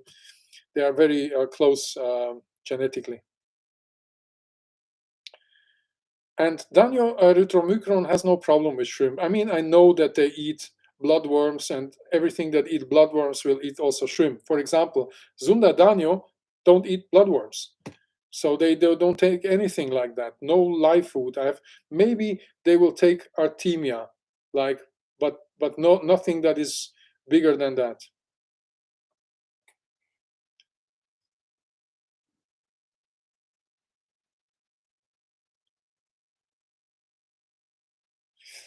Jesus asking me if I can grow hygrophila. Hygrophila is not that difficult to grow. I am close to Dennerle. It's a plant company. I've been a lot I worked for Dennerle in the past, so I worked a lot with plants too. And I was on tour with a planter hunter, Stefan Hummel. So we did a lot on plants. And I think, I'm not sure if I did a video on Dennerle. I did it in German. And there you can see the place where they have the plants, the greenhouses and all that, and it's just amazing. So hygrophila would be probably a video, Jesus, that would be not that long, as long as you give, in my opinion, some plants need CO2. I would not even start without CO2. Like Eleucharis is a plant that needs CO2. Hygrophila and many other plants that need CO2, while others don't need it and they just grow like crazy. I have to make a video on that. Plants that need CO2, like nano plants, probably I will limit myself to nano plants, and plants that don't need CO2. And I also started an experiment that I will show, an aquarium with CO2, with the same plants, the same design, all the same, and without CO2. What a big difference. I mean, I just can recommend. CO2 is great.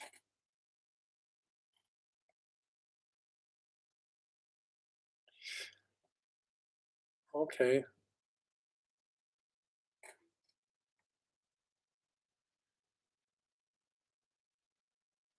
Most people in Alabama are totally cool with you in the creeks there. Yeah, that's true. Most of the people have been super nice. I'm just afraid sometimes when there's somebody that just takes out the gun immediately, and this is something I think I never held a gun. I'm not very into these things. Like I said, I'm spiritual, and I think that if it happens, it will happen. So usually I'm not super afraid, but I always think like, this is also strange. It must be also strange for another guy to have a gun. But like I said, I'm in Europe, I'm in Germany, and the USA is different. I accept that, and that's fine for me. But most of the people are very welcoming to me when I've been in Georgia. Even I could sleep in their houses. I never met them before in Florida, and they always invite me to their places. But like 2% are funny. I would put it like that.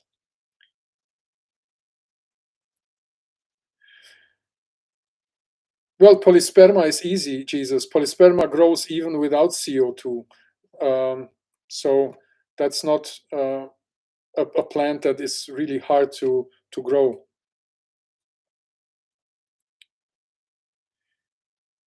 Eleucharis grows like mad in your aquarium, in your tanks. Well, that is crazy, because in my tanks, Eleucharis needs CO2, otherwise it doesn't move. The leaves will get yellow and they will float after a while, and it's like nothing moving there. Java moss also, when you have Java moss with CO2, I'm talking to Dragon Lyre now, the moss get much more dense. There's a big difference mosses that grow with CO2 than mosses that grow without CO2. The moss will be much more compact and beautiful. It will look totally different. Usually when you don't have CO2 with Java moss, it will have these long things floating. If you have, it will be dense, compact. But maybe your water is so different that it even grows without that. I mean, mosses grow usually very slow, but with CO2 they explode. The Aquatopia asking me, do you post a new koi neocardina? You mean ship it to you? I can try. I mean, you can try to place an order. I don't know about the UK. I know we ship in Europe, but I have to get back to you about that, or you send me an email. But we will have some new koi neos or sunburst next Wednesday. So then I will probably go there also because I want to see the variety that is in there. I just found a very beautiful one that I photographed and that is on the cover of the video that I made, but maybe some others will show up. That's why I'm so interested to see what is going on there. I have seen them last week for the first time like that. They have been there before, but not with this variation and not with these color combinations. They have been more like orange saddled ones. So now I want to see if there is something new going on. Khalid, yes, send me pictures on Instagram, and you can put it on Instagram, Facebook, so I can look at and maybe we find a solution for you, because I would like that you stay in the hobby, that you enjoy it, because it's a great hobby.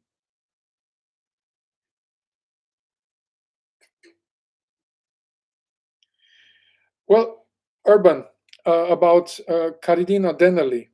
I mean, it's in my experience, you know the shrimp salts, Urban, right? The Sulawesi shrimp salt. This is something that I would recommend to everyone. We had that with Shrimp King, and it worked just great. So in that, I have to recommend Denali here, because in my view, they have the best shrimp salt for Caridina denali. So if you take then RO water and you add the shrimp salt to it, put your temperature on 29 degrees Celsius with a lot of oxygen, because Lake Matano, where the Sulawesi shrimp, the denali, Caridina denali, comes from, the oxygen in the whole lake is it's a very good amount of oxygen in the water.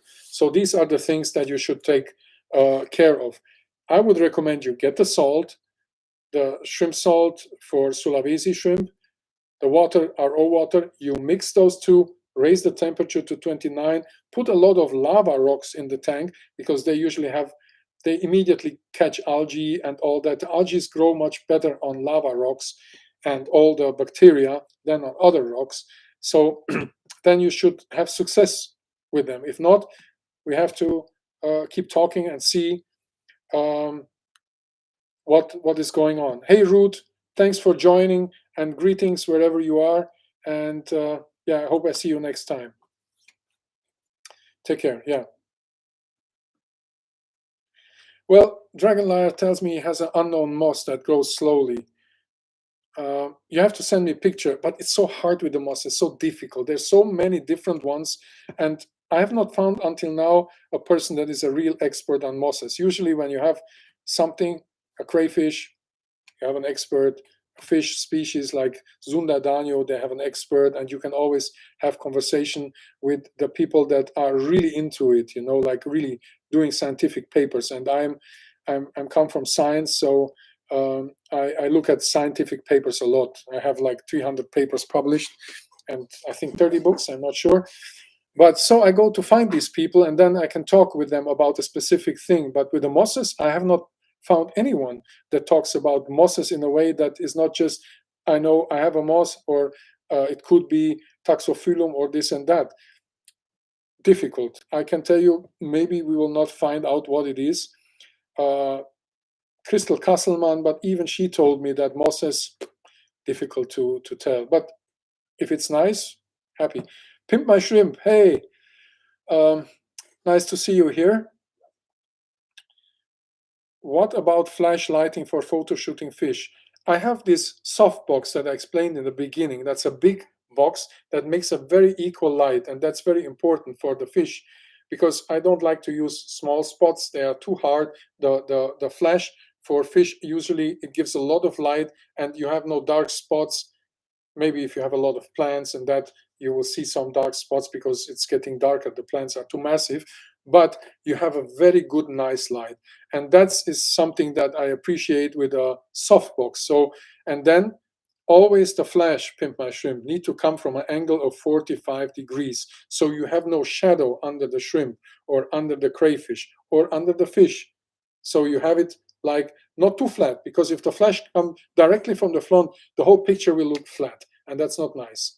So better use a flash from an angle of 45 degrees. Hey, Corey is generous. He gave away 5. Corey is always supporting me, and that's good for karma, Corey. And we talked about, with Corey, we also talk spiritual things, and that's why I like the guy, because he's very smart. He thinks before he's talking. So thanks a lot, Corey, for that. I have to give thanks to all the other people too. Maybe I will scroll down after the talk and specifically answer the things. I don't know how this goes, how this works with giving away the memberships. I would do it also, but I have no idea how this works. Somebody has to teach me. So about the flash, this is very important. If you want to look into that, maybe I should do even a live workshop. I did that 1-2 times, but there's a lot of talking, because then people have to train. I don't know if it will work through the internet, but I could try that to show you how to photograph guppies, for example. There is some tricks with every species. With snails there's tricks, with guppies there's tricks, with catfish. I'm not talking corridoras. I'm talking catfish that usually don't have their fins up, and that's all tricks. With a while, I found that out, and I have to drink some water. I talk a lot. Where's the water? Here. So I found a lot of things that makes my life easier with the photographing, and I want to give it to you too, because if something happens to me tomorrow, I have not teach the people about these kind of things. And I'm not afraid at all that people take my tricks and make good photos. If you have fun with it, enjoy it. And karma is always good, like Corey did now. He gave away 5 memberships. So Corey, thanks again. It's good to be generous. I will drink something. Too much talking. It's like after a concert, when I went down from stage and my voice was like this. So it remembers me to the stage times. Okay. Anders, you are from Sweden or Norway, huh? Looks like. Autofocus, I never use it. All I do is manual. I don't use automatic in my camera. I don't use autofocus, because for me, the autofocus is still too slow. I don't, even if they are very fast for filming, yes, but for photographing, I'm going like that, clack, clack, clack. And this is how I worked 10 years ago, and I'm still doing it like that. I have, meanwhile, a very quick, hey, Rhonda. Yes, I saw before I was too much talking. Rhonda Fitzpatrick, nice to have you here. A photography webinar, yeah, I could do that, but you have to help me then to do the things. I need some people to support me, because I will be just busy with showing the stuff, so I cannot even read the things, because like I said before, I'm very one-dimensional. If I do something, I have to focus, otherwise I get totally distracted. So maybe then I will do this for the members and talk, because I have different cameras. This, for example, underwater. And with this you work different. I have here inside the EOS 5D, different camera, different sensor. So the 90D, for example, has a sensor, and I have to show this in a picture. With this camera, you can make nice macro. With a 5D, I would not recommend this for macro photos. And here I have also some other things. I can talk about that too. This is a camera that has problems with the light. It's great to work with because it has this. So if you go underwater, you always can see what you photograph. While this camera, it's a Sony, it has it as well, but I don't have the case for it that supports it. The case that was built for the Sony, you cannot put the screen up so you see what you're photographing. And then if I have to photograph like that in a creek or in a river, I put the camera inside, I don't know what I'm photographing, I don't know where the focus is, and so on. So I have different cameras, different techniques. So underwater photographing is anyway different from photographing aquarium. So, and like I said, every species is different to take photos from. And after 20 years of photographing, specializing on aquariums, I can give you these tricks, and you should try them, because then you have fun with photographing. And if this brings you happiness and joy, I would be the last person to stop you with. I have no, and like I mentioned it many times, no problem if somebody takes great footage. Happy if you can learn from me, if I can give you something. So I'm good for something. I teach my children, and if I can teach you to have, it's very warm in here. If you take some good photos, happy to do that. But I think if we would do a webinar on that, it will be intense, and I need somebody that helps me answering questions and do the moderation of the live stream, and I can support you then, and you can have, if you help me with that, you can have some products or whatever, and I even don't mind to give you a part of the income, but I cannot do both. I cannot teach and take care of the live stream. I would get totally confused because I am so one-dimensional. I'm very typical man. I can do just one thing, while Isidora, she's an artist as well. She can do 5 things, and she can do them right in one time. I can't. This is impossible. So if you guys want to do that, I am very open to talk about it and train you, and even bring an aquarium, or I take you down to my aquarium room, because this is my studio where I work with a computer. This is not, I have a painting room and I have an aquarium room. I play here also my bass guitar, but this is not for, maybe I bring the aquarium up and maybe I show it to you here. Depends on where it is better to work with. So let me see what other questions here. I'm still impressed about all these memberships, giveaways. Corey, you have to explain this all to me. It would have been great if I would have done this live stream while you were here, because usually Corey was sitting here in the big, I think you call him bean sacks, and while I was doing, he trained me with the YouTube stuff, but then he decided to leave me alone this time to do the live stream alone. And now I'm here regretting. Okay, let me see what more is out there. Outside in aquatics, I have 20 new memberships. Holy moly.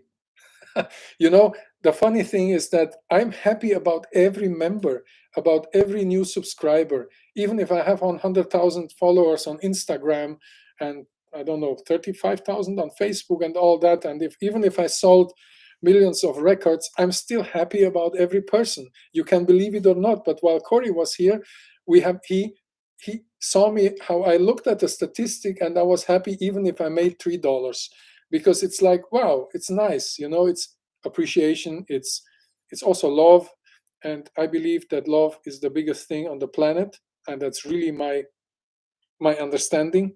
So yeah. Chris, are there any specific gouramis you can recommend as tank mates for Amano shrimp? Well, another project that I have, I want to do a video about Amano shrimp, because I have down in my aquarium room an Amano shrimp that has this size. It's 6 centimeters. It's a monster.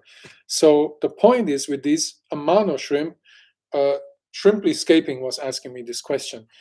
The problem with Amano shrimp is that I believe that if I put them with really small nano fish, they could attack them, especially, well, not if I'm here. I will feed them nicely with good protein because Amano shrimp like protein, but they also can eat your plants if you don't feed them right.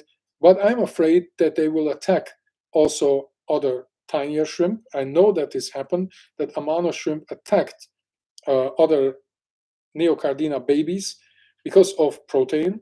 So I am a bit uh, about a recommendation of gouramis and Amano shrimp. So it's kind of, I have not kept them together. So all I can tell you, I watched the Amano shrimp very closely. They can get big. I know that Amano shrimp attack discus because they grasp on their skin, especially if they have babies and stuff. They love that, and the discus gets stressed out by that. So I cannot shrimply escaping. I would not say I recommend it. I would tell you we have to try.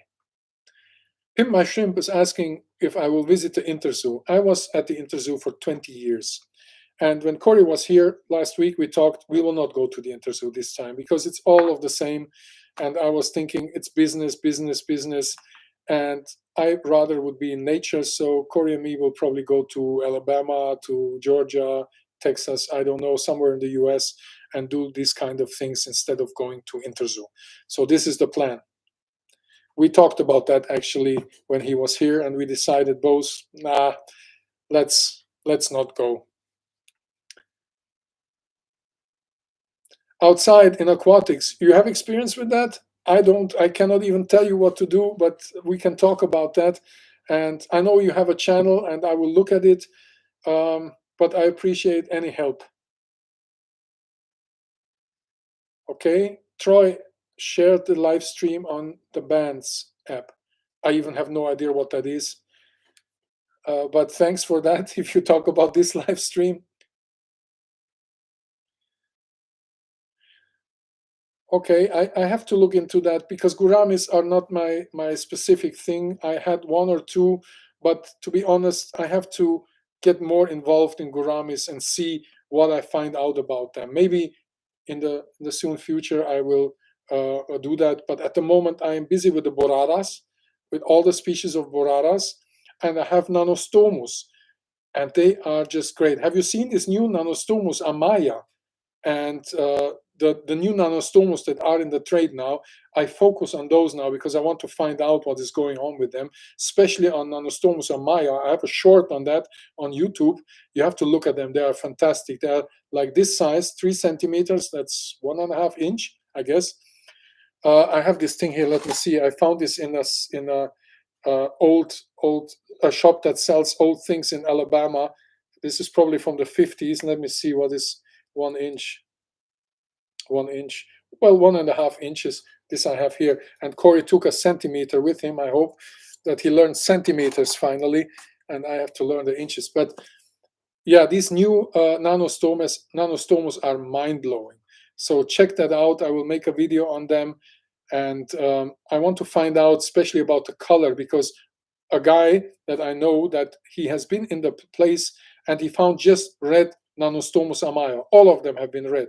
So now we see that also from the shipments, the sellers, the collectors sell amayas, females that are not that much colored, that look more like nanostomus mortentaleri females. And I think they mix them up to, and this is a pity because they should not mix up the species, especially if it's a new species. Don't destroy that species because some people already breed with them and maybe they make mixes of species. So the guy that has collected them in the place, and I will make that video on them, told me that all that he catch there, all of them have been red.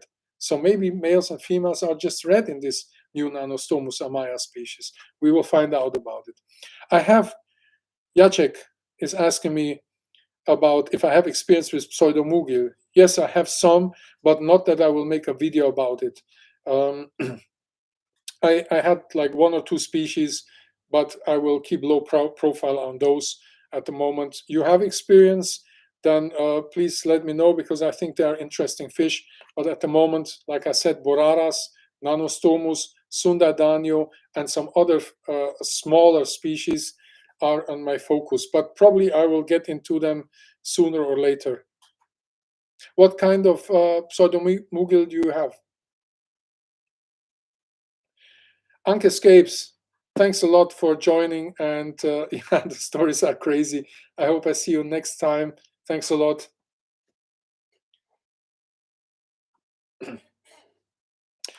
If I have aquariums in my home, I have a lot of aquariums. I have like 9 rooms in my house. This was an old church, and it's rebuilt, and I have 9 rooms, and I have several aquariums here. So on my working place, so I always can look at them, especially about the behavior. There I can see now there is the Enteromius yae. It's a species from Africa. It's a smaller barb that is beautifully, and I tried to learn about their behavior. I have them now for 6-7 months. I learned a lot about them, so one of the next videos will be about them. But still, I have like 16-17 aquariums, but I will set up more, because I will have a new aquarium room. I will rebuild it, and then I will have a lot of nano tanks there. I have one big tank. Corey gave me this as a present. He did not ask me, he just got it for me. And now I have a big monster tank there as well. But you know what? I will fill it up with nano fish and shrimp. There will be 1,000 or 2,000 shrimp in here. And Corey made the video, and I will send him then a picture of the 2,000 shrimp in there. Colorful neocardinas.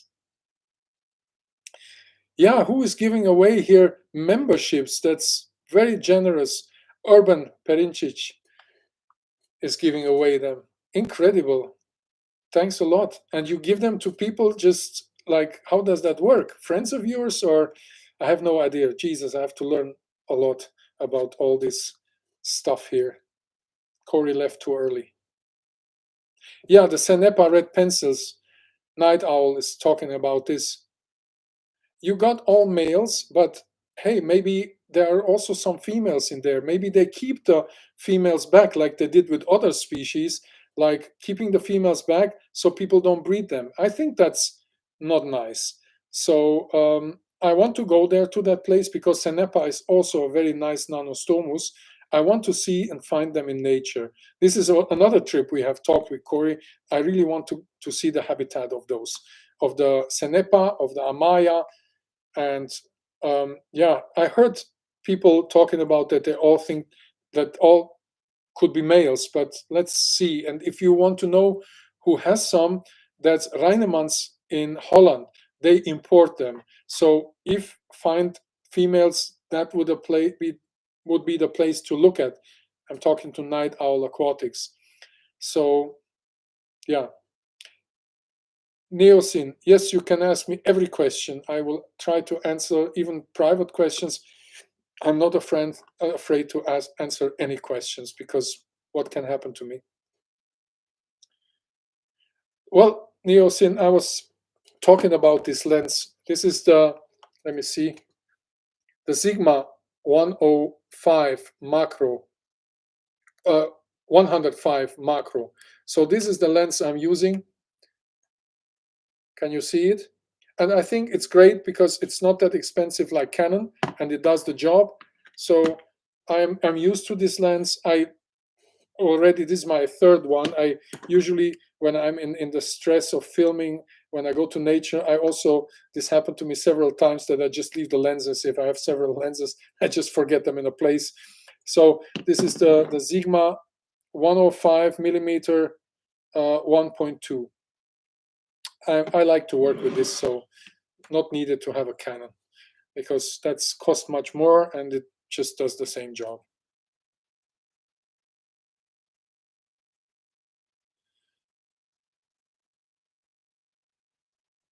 You have the Sigma, so that's a good lens. Can you confirm that, or you think different?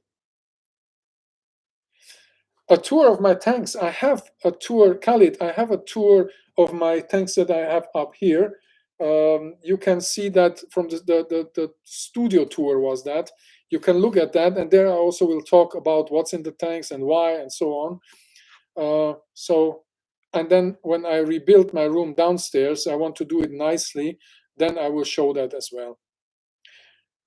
I think, Dragonlier, that lens will fit also on a Nikon if you buy it for Nikon. Uh, Sigma has lenses for Canon, for Nikon, and for Sony, I think. So you have to get the right one. Yeah, we have the same lens, so it's great. The gifted memberships are given at random. Well, very, very generous. I like that, and I cannot emphasize that. And if somebody is generous, I hope I can be generous too and just give memberships away, but somebody has to show me. Okay, it's based on channel interaction. Okay. Oh, Khalid, you have seen the video twice. Okay, then it's already familiar with you. Then you need something new. I understand. Okay, I will do it, but I need more time. I want to make the floor in that in downstairs in the room. I want to put some nice floor there and paint it new and have it presentable. It's also presentable now, but I want to make it really nice. William, you are in Ghana. Super. Ghana, another place I need to go to.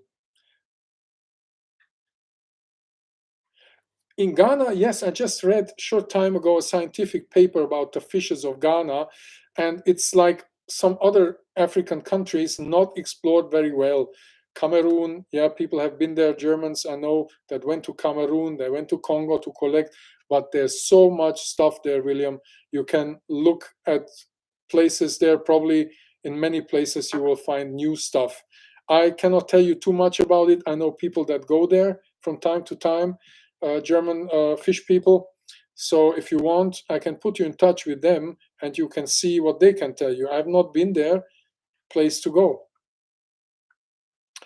Anders, about the blueberry snails, what would you like to know? I mean, I have some, I have babies even, they reproduce easily, live bearers. And if you want to know about them, I have a video on them. There you can see the habitat, because actually I filmed the habitat of the blueberry snails. And that is interesting to look at. I think they like warmer water. They need a lot of um, um, microorganisms on the rocks. They love to eat them, but it also work with the stuff that you put on rocks, the food, like the whole. We have them in Ganelio, snail food and snail pasta and all these kind of things. It works well with them. So if you want to know about news, you have to maybe specifically ask me about the things. So then I can answer that. But I have a video out on them. And what is new is that they produce easily, of what I've seen. In the video, I don't mention that because back then I have not known that, but now I know. So if you want, you have some Anders, but if you want them, we have a lot on ganelio.de. So we sell them there. I always bring babies there because they have a lot of babies. Dragonlier, so for the macro photos, you need to have a macro. Otherwise, it will not work to take good macro shots. And then, of course, how you set your camera is also important, because the depth and all this, the shutter speed and all that, it's important. Like I told you, for guppies, because they're faster swimming, I use a higher shutter speed, like 100, 150, 250, and so on. But it needs more light. That is the point about that. And with snails, you don't need a high shutter speed. So that depends on the species. This is a different topic that we have to talk about in a different specific stream. Oh, you live in Germany, so yeah, then it's easy for you. I'm talking to William about Ghana. So there's Roland Numrich. William, check for Roland Numrich and Friedrich Bitter. I know these guys went a lot to Africa to collect there. So maybe they know more than me about this specific topic.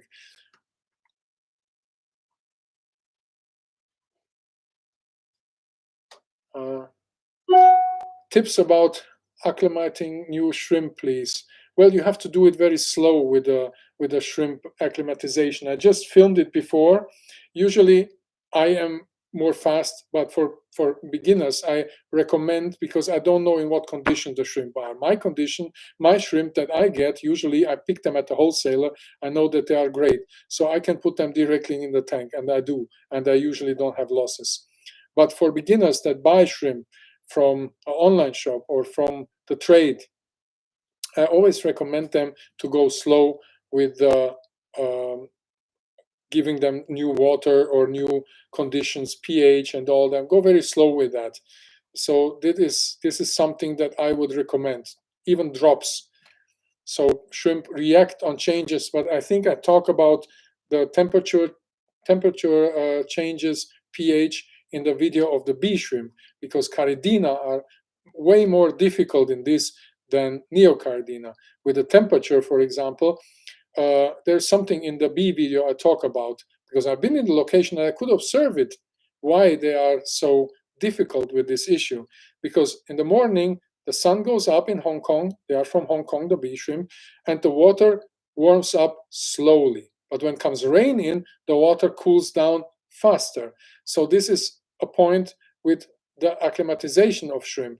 They can go cooler more quick than warmer. This is a problem for shrimp, and I talk about this in the video. So if you have shrimp, see that the temperature, cooler water, usually they even get inspired to mate, but warmer water doesn't do them well. If it goes from cool, let's say 16 degrees Celsius, and in the habitat of the bee shrimp, I had 16 degrees Celsius in March, and that's kind of cool.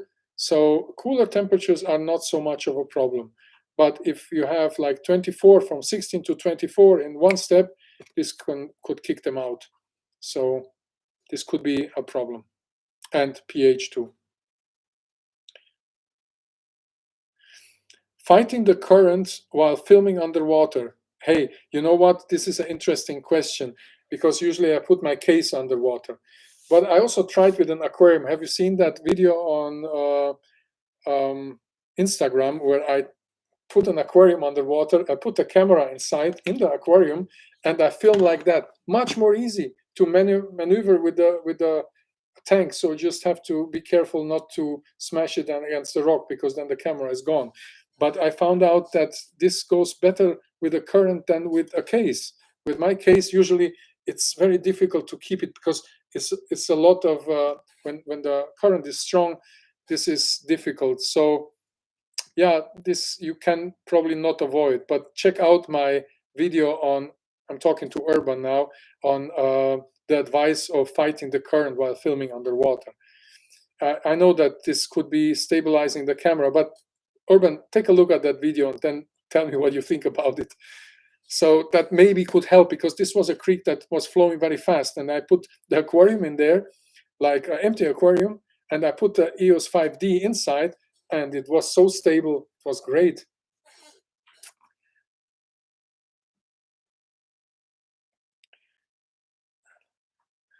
About focusing with such a shallow DOF,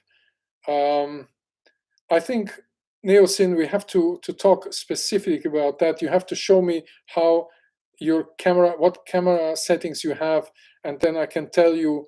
I mean, this is a training, you know. I did it for hours and hours, for days. I have 1 million pictures on my computer here, so I'm very fast in doing that. So I focus manually. I don't even use the autofocus.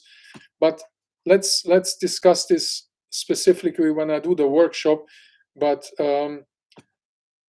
this is also a question of luck, you know, and knowing the animal, because I study also the animal, how they move. And sometimes when the shallow DOF is also a thing of luck. So I know in what direction the fish will move next.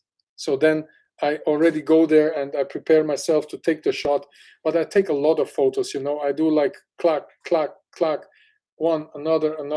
So, and out of like 100 photos, let's say, I have just 50 good ones, because the rest can go. Oh, Anders, you got already 7 blueberry babies. Super. I collected them. So you know that these blueberries have been taken by me into a bag, brought to Garnelio, and they sold it. So you have one of my blueberry babies. Are they doing well? Let's see.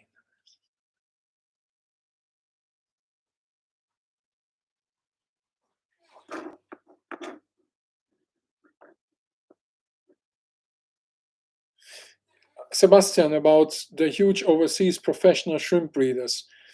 They throw huge amounts in breeding ponds. That's true. But you know why they use ponds? Because of the color. In sunlight, shrimp will have a different color than in aquarium. They get much more intense. So they have a better color intensity. I talked about that in a video. And yeah, by the color intensity. Now I saw that you wrote that too. I have it in a video as well. So because then it's like a human that goes to the sun. The skin tries to block the sunlight, the rays, and then it produces more pigments. And that's why when they are bred in sunlight, they are much more intense. Of course, the coloration of shrimp has more reasons why they are intense or more um, colorful. It's not only the sunlight, but sunlight is a very big factor. Yes, we are talking about the blueberries, not Sulawesi. They are from Papua. Sulawesi is different, it's Tilomelania, and the blueberry is Notopala. And Notopala is known from Australia, but not from Papua. So that's why I knew that it's a new species. And at the moment, I'm working in that. And like I mentioned before, it will be named after a friend of mine that is a big YouTuber. We made a deal. He helped me with understand YouTube, and I will name a species after him because I think he's doing great work and he deserves it. Yeah, the girlfriends always or the wives kill you for buying another aquarium, but hey, you know, hobby is just a hobby if you go crazy with it. Otherwise, it's not a hobby. It's another thing. But a hobby is just a hobby if you overdo it, I would say, or you go crazy with it. Greg, welcome, Greg Snowden. By the way, Snowden, I named a species after Snowden, so you have your own species. It's called Kerax snowden. Well, Snowden, Greg, I make videos about things I know. I would not make a video about discus because I cannot tell you too much about discus. I will visit them in the habitat and then maybe I can observe some things underwater. But before that, I will not do a video on discus. I maybe show a discus place and let a person talk that has discus. But I want to focus on the shrimp, on the things that I know, and that's freshwater invertebrates in general. Crayfish, very special thing of mine that I described, I don't know, 10 species, published several books about them. So I know a little bit something about crayfish. I collected 500 species, so yes. Khalid, in your country, only neos are available. We don't know that. I mean, there could be very well some paracaridina or neo or caridina. We have to find out, I think. But usually these you have to go high up in the mountains, but Bangladesh has usually flatlands and not that many mountains if I remember the map. But you can educate me, Khaled, about that, and maybe we find some caridina or new species there. No, the neosyn, the blueberry snails don't need brackish water. They breed in true fresh water. And I have, like I said in the video, you will see it, the habitat, and it's warm water. It's hard water because there's also Papua crayfish in there. So that's why I know about them. When I discovered them, I have spent just a few hours in that place and I didn't took every parameter. So we are still 60 people here. Amazing. For how I talk like for 2 hours, 14 minutes. So I talk a lot, I guess. So you know what I would like, that I have here videos of you, so we can have conversations like in a group. This would be great, when we could have like where I could interact with you, like also talking to you and seeing you. That would be great. Even if it was a big group, I think people would like to hear, for example, if I talk with Corey is also here, with him about a specific issue, or with Dragon Liar about a specific thing, and people can just interact all together, not only in writing, but also in talking. I need to find out if that is possible, so we can have really nice meetings, in having like a meeting or a gathering, and talking about things, on a Saturday evening. We are too old for going out to the disco or to the party, but having time talks with our hobby. So that would be great. I have to find out if YouTube's offer a possibility that we can connect in that way, and interact, because I think it's good that I have this, but what I'm missing is the direct communication, in a way of a question answer. People can join in, and we can have a big discussion and all that. That would be great. I will find out if that is possible. Maybe you guys know about something. Zoom call is that I did it 1 or 2 times, but I have not big experience of hosting a thing. Meetup app. You see, I think I'm too busy with doing the things that I know than learning about new apps or Discord. I should ask my kiddies about that. They will probably show me, because I think that the technical things, they go so quick, and I'm too busy describing crayfish, filming, photographing. I even don't have the newest camera. I have a R5 here. Honestly, I will show you. I have this camera here. I used it one time, and this camera costs like 5,000. I got it from the Garnelio. They gave it to me, and I have used it one time, and I didn't like some things. It has a different chip, but show you. It's this camera, R5. Costs a lot of money, but I have not worked with it, because with all the technical new things, then you have to learn a lot, and I'm so used to the 7D, to the 90D, and to the 5D, that it's a pity. If I could, I would give it away to somebody of you to train. I have to ask the company if I can give away such a expensive. I would do it if somebody shows up. Yet the other day I gave away for free a flash, a new flash, one of these little flashes that you put on top, or that you mount here on the thing. It was brand new, but somebody said he wants it, so I gave it to him. That's okay. So now the flash is happy, and the person is happy too.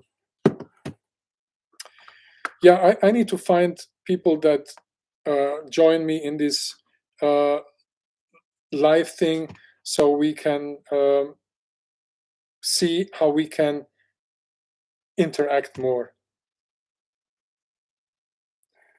Rhonda says Zoom meeting. Well, okay, but then can other people see that we are live, or is it then just for specific people that we have to find a meeting before, or how does that work? Well, we figured that out. So what more is out there? Discord, Zoom, again. See, here's Garnelio. This is the guys I work for at the store. And some people ask me here about the new Neo Cardinas. We have them Wednesday, and there you can have some Garnelio. I don't know who of Garnelio is here, but maybe you can answer. Can we ship to other countries, UK and so on? Because people in the chat asked about that, because we also have great offers of the €1 shrimp or 99 shrimp, and we have great colors. So of course, a lot of people are interested to look into our special offers. If we have the Neo Cardina Orange Sunkissed, for example, or the orange ones for €1. We have a newsletter. I think you should sign up and check, because we have always great offers there. I said this before. So it's just need to find out if we can ship. I know that we ship like foods worldwide for a couple of dollars, but I don't know exactly about the shrimp. But the Garnelio team will figure it out and let you know. UK not now, but in the next 1 or 2 months possible. Rest of Europe is possible. So check out the newsletter because we have really great offers there. I don't think that you will get shrimps better quality and cheaper than in Garnelio because in some weekends they sell thousands. So that's why we can make these offers. And we have a lot of, especially I showed the roots on my root video. I found out that we have roots that even I didn't know about, like 60 different types. So Farshad is, I think it's Farshad here because he knows he's the owner of Garnelio. It's the company I work for, Natureholic and Garnelio, and he can answer the questions about shipping where. I think it's a great offer, and we should introduce codes for the people that are members here, so you can have the special percentage deals. Because Farshad is also a very generous guy. I know him since he was like 13, and he always gives good deals and percentage. Everything has percentage, and I like that. That's why I work for this company, because it has a lot to do with karma and with love and all these kind of things. Dragon Liar, yes, I know Zach, and we talked a couple of times, and I will visit him hopefully in West Virginia when I go there to film, and we will have crayfish talks for sure, because when I want to know more, I mean, I know I've been in West Virginia collecting already with the Fish and Wildlife Department, but never with Zach, so I will definitely meet him and talk about it. Amichan, if we ship to California, probably yes. If Farsha says we ship everywhere, then yes. I know we ship worldwide foods, especially if you want to support Oliver Knott and me with the foods. I think we have great foods. Corey will import them now with Aquarium Co-op. We will try that out now. We will ship him some Chris and Ollie's, so he will have one of our foods in the shop to check it out. And we ship also to California. Check out garnelio.com or garnelio.de, and they will tell you. But I'm pretty sure we ship worldwide. Kyle, you love the hot spring video with Corey? I think he's crazy. I mean, we went out and he went out in shorts, and my neighbor's like, "What? It's winter. It's what was it, like 4 degrees or something, freezing." And Corey went in the flip flops and in the shorts, in the Hawaiian shorts. And even I'm not. I was like, just holy moly, this is so brave, because going out in shorts in winter in Germany, nobody does that. Maybe in the USA, but here, no. And we just went from my house to the car, and I was already, of course, the people will think he has some crazy guests from the USA. But yeah, it was fun, and he enjoyed so much the warm shower of this place, and I enjoyed it too.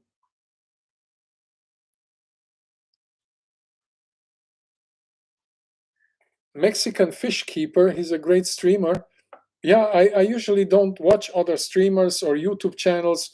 The only channel I watch is the German Garnelio channel, and Corey.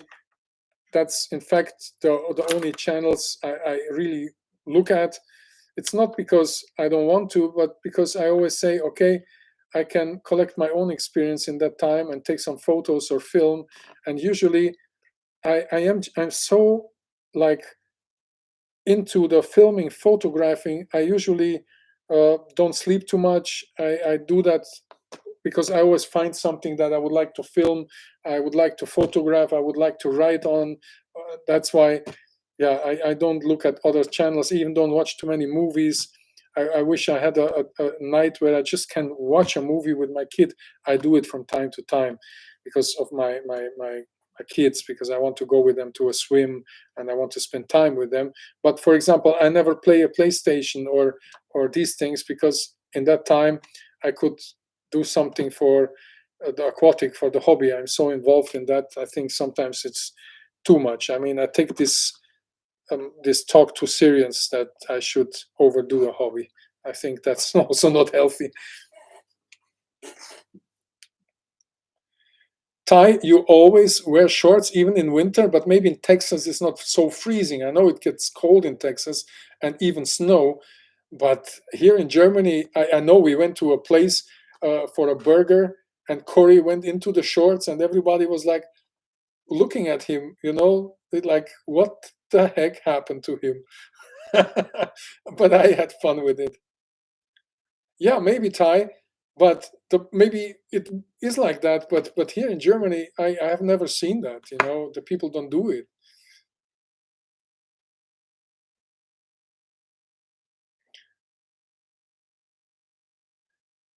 You was hoping, Kyle. You was hoping I would find him a red or yellow neocaridina. Where exactly, in that warm water thing? Yes, there are caridinas there. Red ones, yellow ones, blue ones. Jacek, what shorts and Crocs look like Russian videos?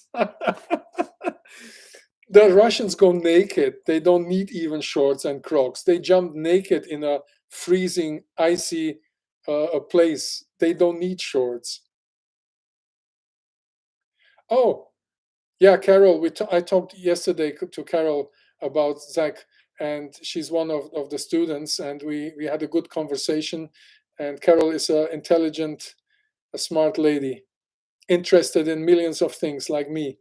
That's why she's always busy, right, Carol?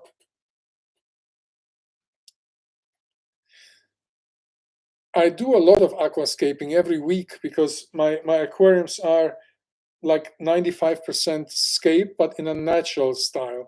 I don't do too many trees underwater or landscapes. Uh, I do more. Well, you looked at my aquariums. They are scaped, but not overscaped. They are not art. Some people do aquascaping art. This is how I would say, but I am doing aquarium scaping, but not high level, because not because I cannot do it, but because I think I do it for the fish and not for other people to see a landscape. I want that the fish feel well. Hey, Aquarium Co-op is still with us. Yes, yes, yes. I had the currywurst. You are right, and you had the burger. I think we have pictures from that place too. Yes, the hobby became my job and I take it seriously. I always want to do as good as possible. With the pictures, this results more or less. With a video, I can do better. But you know what? It's a lot of work, Sebastian. If you want to do good footage, you need to invest a lot of time. And nobody believe you after that you took an hour for two good shots. But it is like that. I mean, I have a picture in my mind, a idea of how I should make a video, and then I want to do it as best as I can. Ionuț, salut!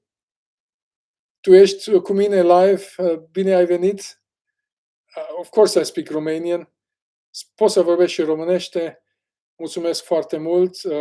Vin în România în aprilie, no, probably June, maybe June, I'm going to Romania. Yes, Ionuț, thanks for being here, but not everyone speaks Romanian. I could talk to you in Romanian, but I guess 1% will understand. The same in Spanish. Cuando yo hablo español, no son mucha gente aquí para hablar español. ¿Tenemos gente aquí que habla español? I don't think so, right? Maybe Carlos Díaz knows español. Mi esposa es chilena y de este caso yo hablo un poco español. En nuestra casa hablamos inglés y alemán también. So this was a bit of Spanish, Romanian. What other language you would like to listen? Let's see. Chris, can you please confirm your Sigma 105 lens? Yes, I can confirm it. Yes, but I had the old version of it, and because I lost two versions, I have Sigma 105 since 20 years. So I think I left one in Arkansas and one in Missouri. So now I had to buy a new one. This is like 3 or 5 years old. I don't remember, but it's a 1.2. Well, then they have a new version. There is the 1.4. So I have the 1.2, but I can send you also a picture of mine so you can really go into it. Ionuț, of course you love it.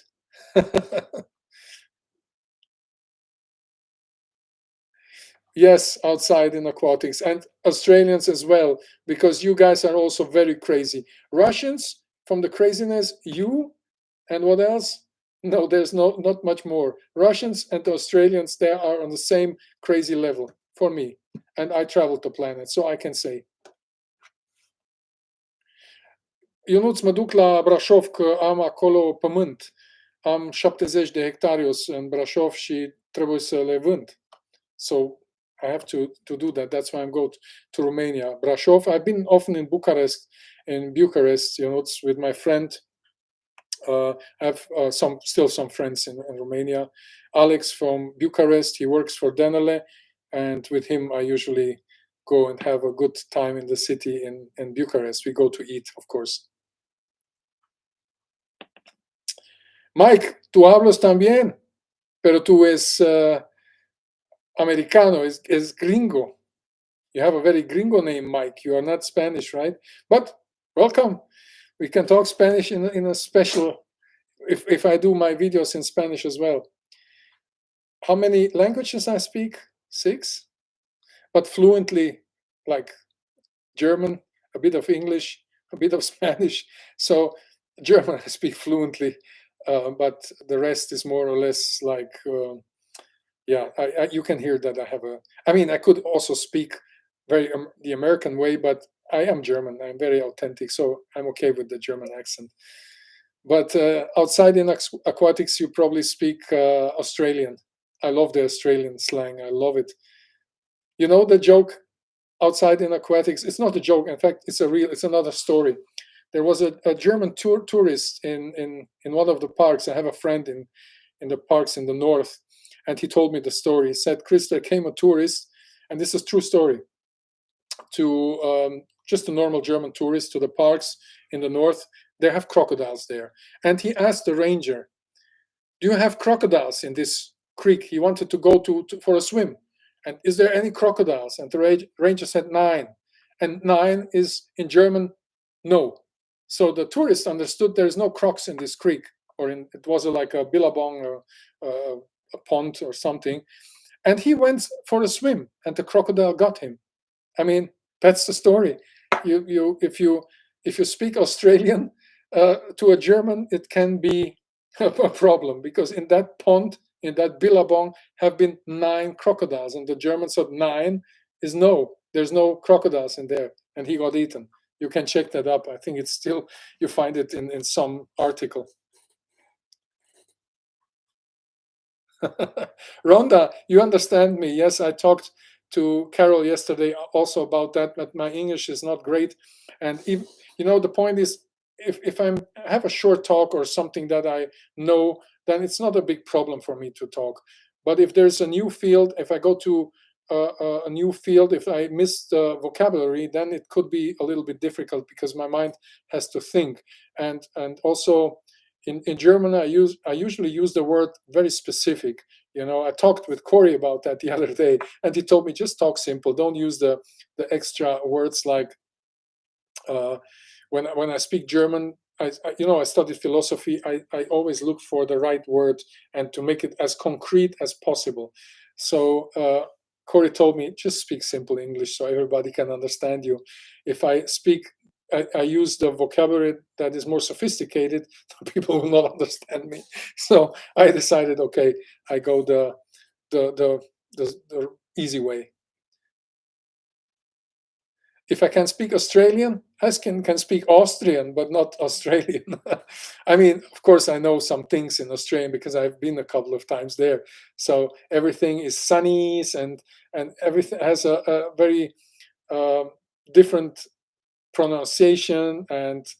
But Australia was fun. My good friend Dave Royal, I talked to him in the beginning, like 20 years ago. We talked for nights about crayfish, about going on collection trips, and then I visited him, and he taught me how to make a fire in Australia. He took a big canister of gasoline, put it on the tree, and threw a brick there. He put it on with a lighter on fire, and the whole tree was on fire. It was like the Australian way to make a fire, and that was great. He showed me that somewhere. We have been somewhere in the bush. Chris, I will show you the Australian way to make a fire. and he light up a whole tree with he put gasoline there, like 10 liters, and put the tree on fire, and he said ready for the barbecue. That was fun. Australians drank a lot. When I've been there on tour, I think they drink even more beer than the Germans. I was like, I don't drink, but the Australians do. Dragon Liar, good that you have no trouble understanding me, because yeah, this is the way I talk English. The Scottish accent, I love that too. Scottish are nuts, but great. I've been there, and yeah, the Scots. They also had short pants in winter. We have played in Glasgow with the band, and outside the Scots, it was like a normal day. It was not very sunny. It was like November, and they went out in t-shirt and shorts, and I was like, holy moly, too cold for me. I always thought I'm a Viking, but I guess I'm not.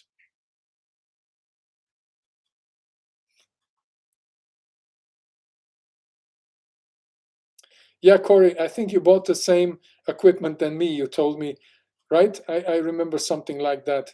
Corey bought also photographing equipment, because last time he was here, I showed him how I take photos. I mean, he's still, and I think he's doing good photography now. I showed him some tricks and he learned. Oh my God, 9 crocodiles. Yeah, that's the story. I mean, 9. This is the way you Australians say 9, right? 9.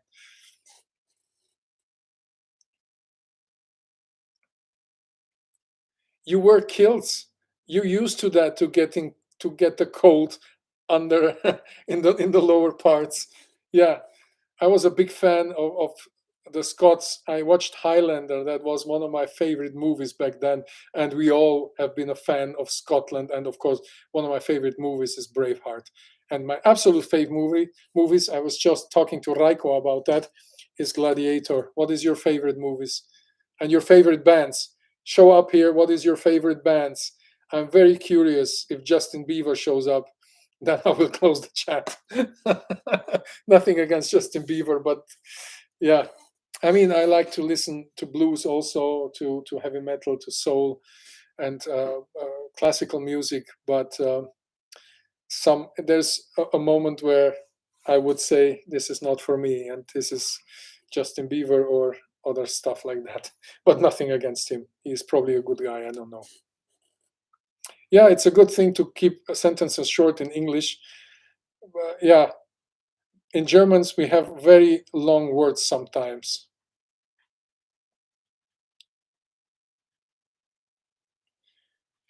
Again, about my lens. So I will show it again in the camera so you know what I have, because this is like a question here.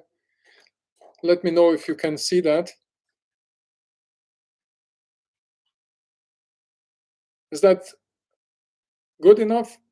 Let me see also if I can show you my typical thing, how I shoot. Let me see if I put some lights here. Yeah. Let's see. That's my typical shot for a shrimp.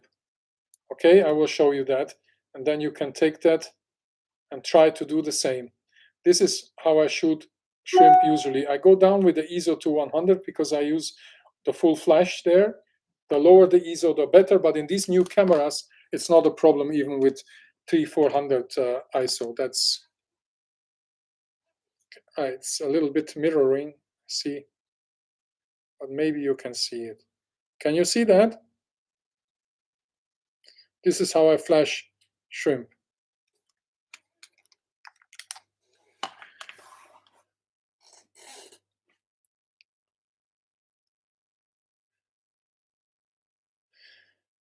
Rhonda, I wish you a good time, and what you cook for dinner, let me know. And next time I'm close to your place, I will come for dinner. And have a good time. I see you the next time. Thanks for joining us, and all the others that have to leave. I understand. You have probably other things to do also than listen to a German guy. But everyone, I want to appreciate. I appreciate a lot that you guys are with me here for my first live. And yeah, Stevie Ray Vaughan. Yes, I love him. It's great. Korn. I played with Korn, and on the Dynamo Festival in Holland. Funny guys. Alabama. Is that a band? Cool. I have to look into that. Rammstein. Yeah, I mean the funny thing with Rammstein, we had the same label. I've been on the label with my band with Rammstein, and I proposed them some things that we thought, or our band proposed the guy, the woman that discovered in fact Rammstein. She was the owner. She ran Motor Music, and Rammstein grew on that level back then. And we have been on Motor Music as well. That was in the 90s, beginning of 2000. And she came to a meeting, and we had great ideas about fire, about laser, and we gave all these ideas to this woman and said we would like that. And she said, okay, for the next record that you will do, we will give you upfront paying so you can finance these things for the next show. And you know what? The point is, in the next Rammstein show, we saw all the lasers, all the steam coming out, and they took all our ideas, not all, but many of our ideas, and you can look that up. We have been both on Motor Music, and it was like I was just with the mouth open when I saw the show and said, well, but this was like our idea. Yeah, it was, but the point is we gave it to the lady, we said, and she saw more potential in Rammstein, and she was right, than in our band. And we had all these suits, very futuristic suits. I even have a photo somewhere here. I have to show you. Look here. And Rammstein, and this was before Rammstein did it. Look at this. Yeah. So this is like a chrome bass guitar and all that. And the suits, we had that before Rammstein. And then we saw it in Rammstein. So funny story there too. But they deserve it. They are a great band, I believe, and great songs. I mean, very special band. Freedom Call, a German band, never heard about them, but to be honest, I'm a little bit out of the whole thing. System of a, outside in aquatics, you mean System of a Down and Sabbath, Black Sabbath, or there was even a band that was called Sabbath, that was in the 90s. Skalmold. Oh, I have not heard of them. Mountain music. I will check that out. What kind of music is Alabama? Is that like country music, or I even like country music? So, Mike, tell me what kind of music. I will check that out. Mountain music, okay? So maybe bluegrass or something. I'm not very familiar with that, but always when I'm in the US, I can choose the rock stations or like rap, and rap is not my thing. So, hey, Pimp My Shrimp, of course you're welcome. So I will, because I will read all the thing here, and then I hope that the thing that I could not answer, I will answer them, and give thanks to all the people that joined here. We are still 57 people. It's like in the beginning, and I'm talking for 2 hours 42. Corey, are you still there? Is this normal for a live stream? When usually, how long does a live stream go? Like 1 hour, 2 hours? Akatosh, I have been in Croatia rivers, but Kupa, no, not yet. Some others. I've been to the Blue Hole in Croatia. That was great. Freezing cold, but nice. Well, Rammstein, of course, has the craziest show out there. I mean, that's not a question.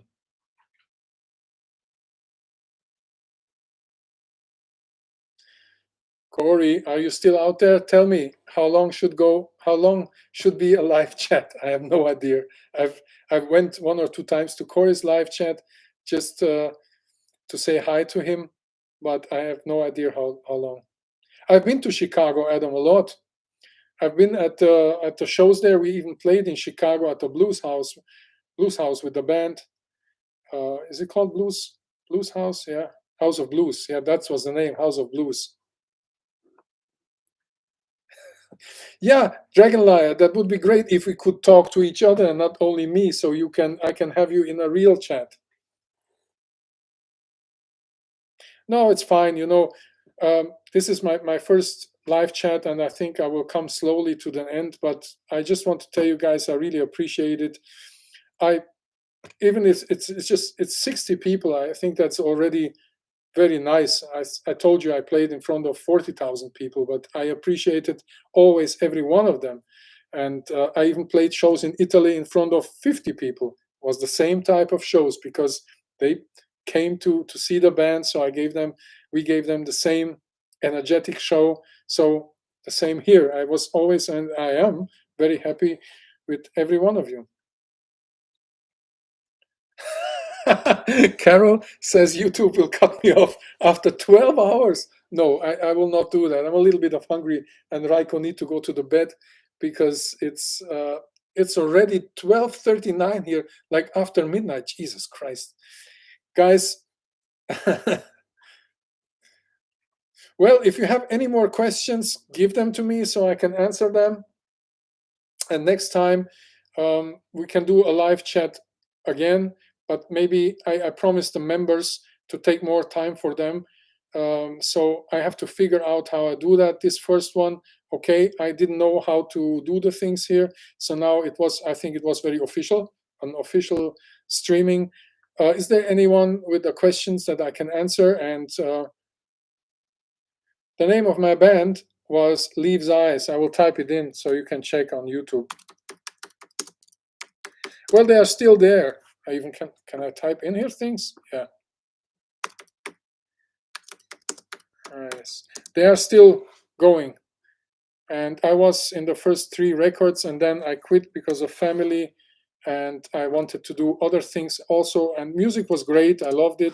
But there was the moment where I said, I want to do other stuff as well. Even if I didn't want to die as Lemmy on stage, you know. I met Lemmy on several concerts. We played with them on Wacken, and he wanted to die on stage, but I said, no, I want to die in a stream somewhere in the Amazon.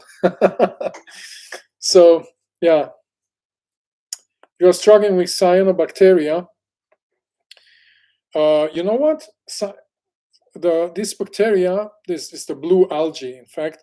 Neocardina davidi eat them, in fact. And snails also eat it. All the Neritina, Vitina, Cleton, they should eat your... But you know, the best tip I have for bacteria and also for algae, water changes. If you look at my aquariums, my lights burn a lot here. I have a lot of light on them, but because I do so many water changes, I have nearly no algae. Really, I don't find with algae here. In the beginning, always, but after 2-3 weeks, usually they are gone. I had in one tank, I had no CO2 and didn't make too many water changes, and algae show up in a big scale. But then a lot of water changes, CO2, the plants grow, they use all that, and the algae are all gone. So 1 hour is normal. Okay, I do over hours, but it's my first one. I just want to tell you how much I appreciate you guys. So I think I'm also hungry right now. So, Chris, how do you keep shrimp from moving when I try them? Always move around like crazy. You know what? Is that for photographing neosyn, right? So I usually use females for that. After 1 day in the tank, they slow down. The first day I put them in the tank, they go crazy. But the second day, I have a photo tank. They already slow down. And if you feed them in the first day really a lot, then on the second day, they will be like paralyzed. They don't move a lot. So this is a trick. Don't use males because males are always going like that. Females, calm down. Big females, especially. That's why I prefer to shoot females. They are much slower. Sunburst shrimp to the USA. We have to talk to Garnelio, but I think I have to bring them. I will ask Garnelio for some, and I will bring some over. And then I want to come in May. I talk to Corey, late April, May, June. So then I will come over, and Garnelio will give me some of the shrimp. You can buy them there. I bring them over, or I bring them over, and then you can pay. So this is the deal I can make. I brought over shrimp for the championship in Chicago. I had a full bag with them for people that wanted to participate in the championship. So I can talk to Garnelio and see if I can have a shipment because Garnelio are the only ones that have the sunburst shrimp at the moment. I don't know if Farshad is still there, so maybe I can bring shrimp to you, because I will bring food for Corey, Chris, and Ollie's, and maybe some special shrimp for him too. So if some of my members here are willing to have some shrimp, I will talk to Garnelio how we can do that, and I hope that all goes well and they don't get confiscated, but usually not. Then I would like to bring you some, because I think they are great. I mean, the one that I photographed here, mind blowing. I think it's a really great shrimp. Thanks to you, Dragon Liar. Thanks to everybody else. I will go and eat something now. Why are you called the Shrimp King, Johnny? Well, I crowned myself, and I had to find a name for the food in Denele, and I thought in Burger King is very popular. Everybody understands it, even if you are in Malaysia, Indonesia, West Africa, or in any country, everybody knows what that is. So, in fact, I called it the food like that. But then the people start to call me Shrimp King, and I feel a little bit. It's a bit too much, because I am not a king or a god or something like that, you know. But the people do that, and yeah, I crowned myself. Usually, I joke about it. I crown myself. I could not wait that others do it, so I did it myself. Well, good night, everyone. Good night, Jacek. You are probably in the Czech Republic or somewhere there. Thanks a lot for being so generous to the people that gave memberships away. That's mind blowing. I have to get used to that. Thanks everybody for watching. Raiko, you have to go to bed. It's late. Come on, say hello to the people, Raiko. Come on over here. Come on. Corey is also here. Kathy is also here. I saw her. This is the smart genius. We cut his hair now. He had very long hair, the boy, but we speak English at home, right? With him, I speak English, because you know what? He speaks better English than German, because you know why? Because of YouTube. Isn't that amazing? The smart genius. Look here. This is Kathy. Say hello to Kathy. And Corey is also there. Hi, Kathy and Corey. Yeah, they are there. So we have to go. I have to bring these guys to bed. It's very late here. So guys, thank you very much. Mulțumesc. Gracias a todos. And thank you very much. Danke, bedankt, spasiba. And I hope I see you next time. How often should I make this live stream? Maybe you can let me know. But like I said, for the members, I want to be more present. And please, all the members, send me your addresses. And be sure you subscribe to Garnelio newsletter, because we have shrimp for €1, beautiful ones.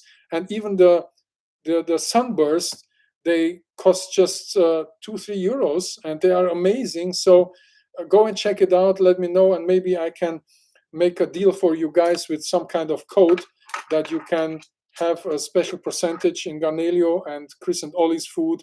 And Corey will have Chris and Ollie's in the USA very soon. We are planning that.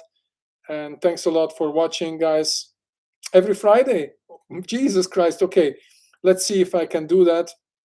But then you have to help me with the talking, right? And with the mastering all this thing here, because I don't want to leave anyone behind. I want the questions answered.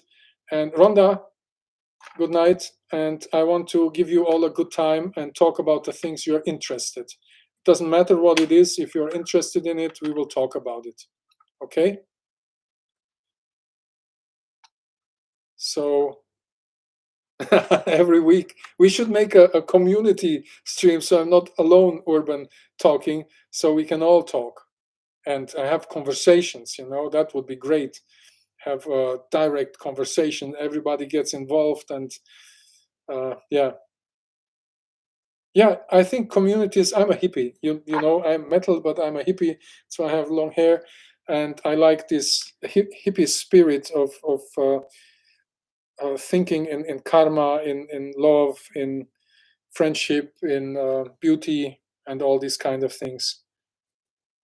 Opa Chris. Yes, I'm 54, so I'm nearly a grandfather, even if my kids are still young. Hello to San Diego. Marky, you just arrived to the live chat. I promised some people that I would wait for them because I started 10 Berlin time, 10 p.m. Berlin time, but some people could join later, so I said I will go on. Troy, Colorado, USA. I've been there too. Dragon Liar, I have to see StreamYard. You can have others on the screen with you. Okay, that sounds interesting, and we can have discussions. Sydney, Australia. Okay, Sydney. I've been there also. One of my favorite cities, in fact. Sydney was so calm and beautiful, the harbor, of course, and I really enjoyed that place. I was with my first wife, I was there, and then with the band, and they also loved it. Australia was great for the band. We had a lot of fun. So, guys, thanks a lot. Appreciate. I also want to give thanks to the people that gave away all these extra special things. I have to learn about that. I want to be generous as well. And yeah, I will go to eat now a little thing and bring Raiko to bed and maybe do some later. Maybe I will continue doing work if something comes to my mind. So yeah, thanks a lot. Greetings to the world, to everyone, and keep on shrimping, keep on scaping, and I'm sending you love.